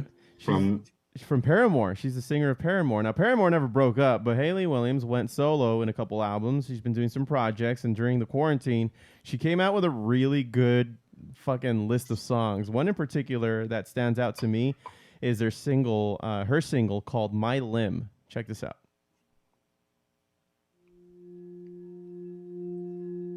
If you gotta amputate, don't give me the tourniquet. You wish that I would run away, sever what isn't working. But I let my body bleed out, leaning to my left side. If your part of me is gone now, do I wanna survive? My limb, my limb, my limb, my limb. My limb, my limb, my limb, my limb, let go my limb, my limb, my limb, my limb, let go my limb, my limb, my limb, my limb. Funny how the two of us, you always were the gentle one. This really reminds me of where Radiohead should have gone, the direction that they should have gone back when they came out with In Rainbows, and they kind of just got weird for me. That I think she's accomplishing what they were trying to do, and that's just me talking. I don't know. I'm sure a lot of people will disagree, but fuck those people, right? Definitely a lot more mellow. Yeah, than it's what not. she's done. It's not pop punk like Paramore, like, right. You know. No, I get it's her own solo thing. It's probably what she wanted to do. But I don't know. It's just it's okay. Okay, whatever, Steph. It's okay. It's okay. If you got nothing nice to say, as my grandpappy used to say, go fuck yourself. All right. Hey, man, you must fuck yourself on the daily, Foo. Oh, ouch. Well, Foo. Anyway, so I don't know if you guys have heard, but also Kings of Leon put out a new album this week, and it's a pretty fucking chill album, man. This is the song that stood out to me. It's called "The Bandit."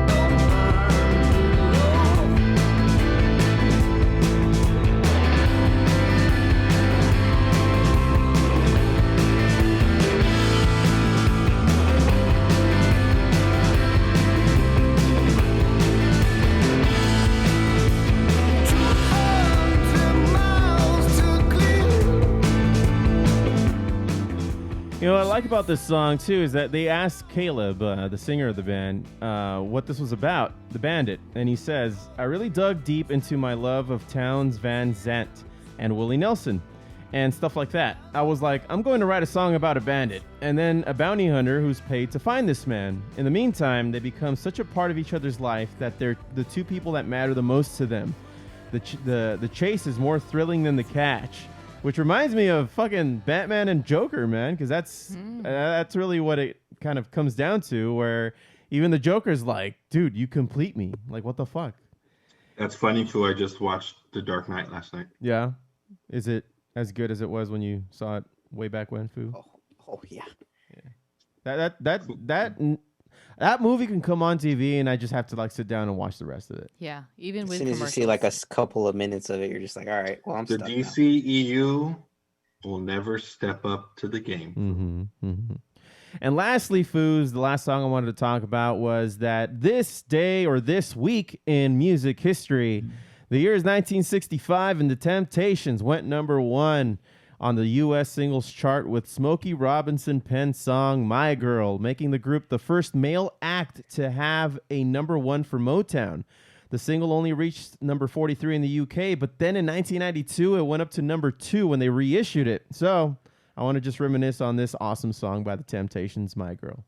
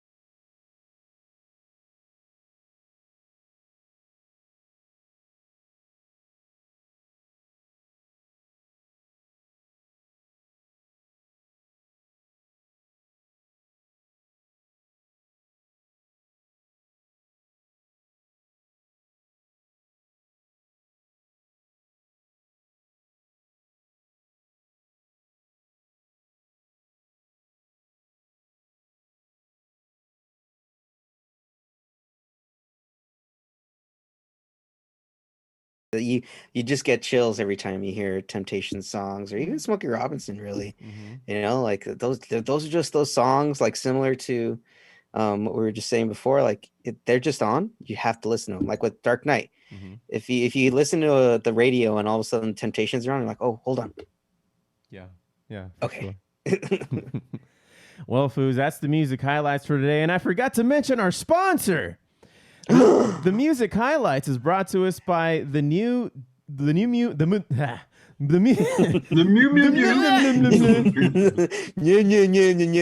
right, way to kill it there, Josh. Oh. The music highlights is brought to us by the new movie Double Trouble, the new action crime film about 2 murderous piano players. All right. Well, Foos. I think we could have done without that sponsor, Foo. Well, that's going to do it for music highlights. And Foo, before we get into Foo Facts, let's talk about that sponsors. Foo Facts is brought to us by Marianne Ginger Snacks. Find them in the Gilligan aisle. It's all yours, Foo. What the fuck, dude? That, you know what? Take it away. That sponsor pissed me off so much. There will be no Foo Facts today. Oh, come on. All right, fine. Here's one. Mm-hmm. There are Cajun squirrel flavored potato chips, Foo. Foo Facts. Foo Facts. Okay. Speaking about places where you could still marry your cousin, Foo, pick up a nice bag of Cajun squirrel flavored potato chips. Is that a dog? Fucking Yes. Josh has a little dog with him. Hey, your coworker can have no guest appearances. On the podcast. I'm so sorry. What do you got next, Foo? That's all you get, man. Shut You're up! kind of Shut up! We need more than that shitty fucking Foo fact. You were a dick about Attack on Titan, so that's what you get, man. Wow. All right, Foo. Here's a throwaway one. As opposed to Quentin Tarantino still owns the Pussy Wagon from Kill Bill and drives it regularly around Malibu this day. Foo Facts. Foo Facts. All right. I like Okay, that. Yeah, That's good good. information. You really clicking that mouse there, Foo? Click, click, click, click, click. Click it. I mean, Foo, there's only so many things I have to do before I could use my keyboard. You know. Shut up, fool! Christ. All right, Foo. Here's your. No, I don't want to do that one. Okay. Foo, in Japan, they have something called the Happy Monday system, where Japan actually aims to place as many state holidays as possible on Mondays so people can have 3-day weekends consistently, Foo. Foo facts. Foo facts. Wish we had something like that. Obviously, my dog had a very good reaction to that news, and she would like to know when we would have that. I mean, we got to move to Japan, dude. What do you say? I'm down. Let's do it. Oh man, you know what? Here's a throwaway one for Steph. Oh, thanks, Foo. Telling everyone to get healthy and all this shit and your diets. Well, you know what, Steph? There's a downside to that, Steph. Weight loss is one of the fatal forms of insomnia, Steph. Damn. Foo facts. Foo facts.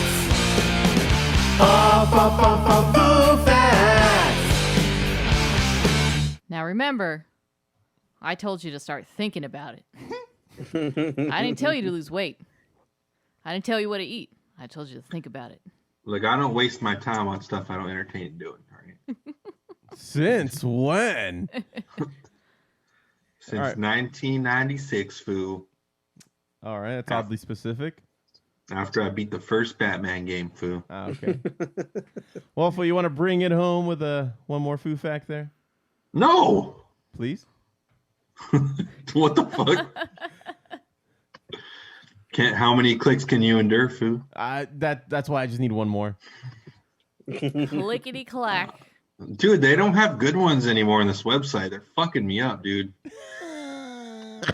You mean they don't come from personally researched facts that the Foo comes up with? Of course not, Foo. That would require research. Yeah. Research and all that jazz, Foo. Come on. This ad just kind of froze my page real quick. If you just give me a second. Mm-hmm. Foo. You didn't like this Cajun squirrels one, man? That one was whack. It was a whack attack. What were those chips? Yeah, chips. Yeah. Get your Cajun chips Ugh. after you fuck your cousin. Oh. Okay, Foo. Yeah. All right. One more, man. The NHL was started because 5 of the 6 team owners in the National Hockey Association didn't like the 6th guy, so they started their own league without him. Jesus. Foo facts. Foo facts. See, Foo, it had some payoff. All right. The bar is not very high on payoff, Foo. No, not when it comes to Foo facts. But hey, that's the Foobar show, just encompassed in one sentence right there. But Foos, next week we're gonna try to have that next Podzilla, right? I mean, they're making us purchase it, but I'm gonna try to find it where we wouldn't have to pay so much for it, maybe even at all.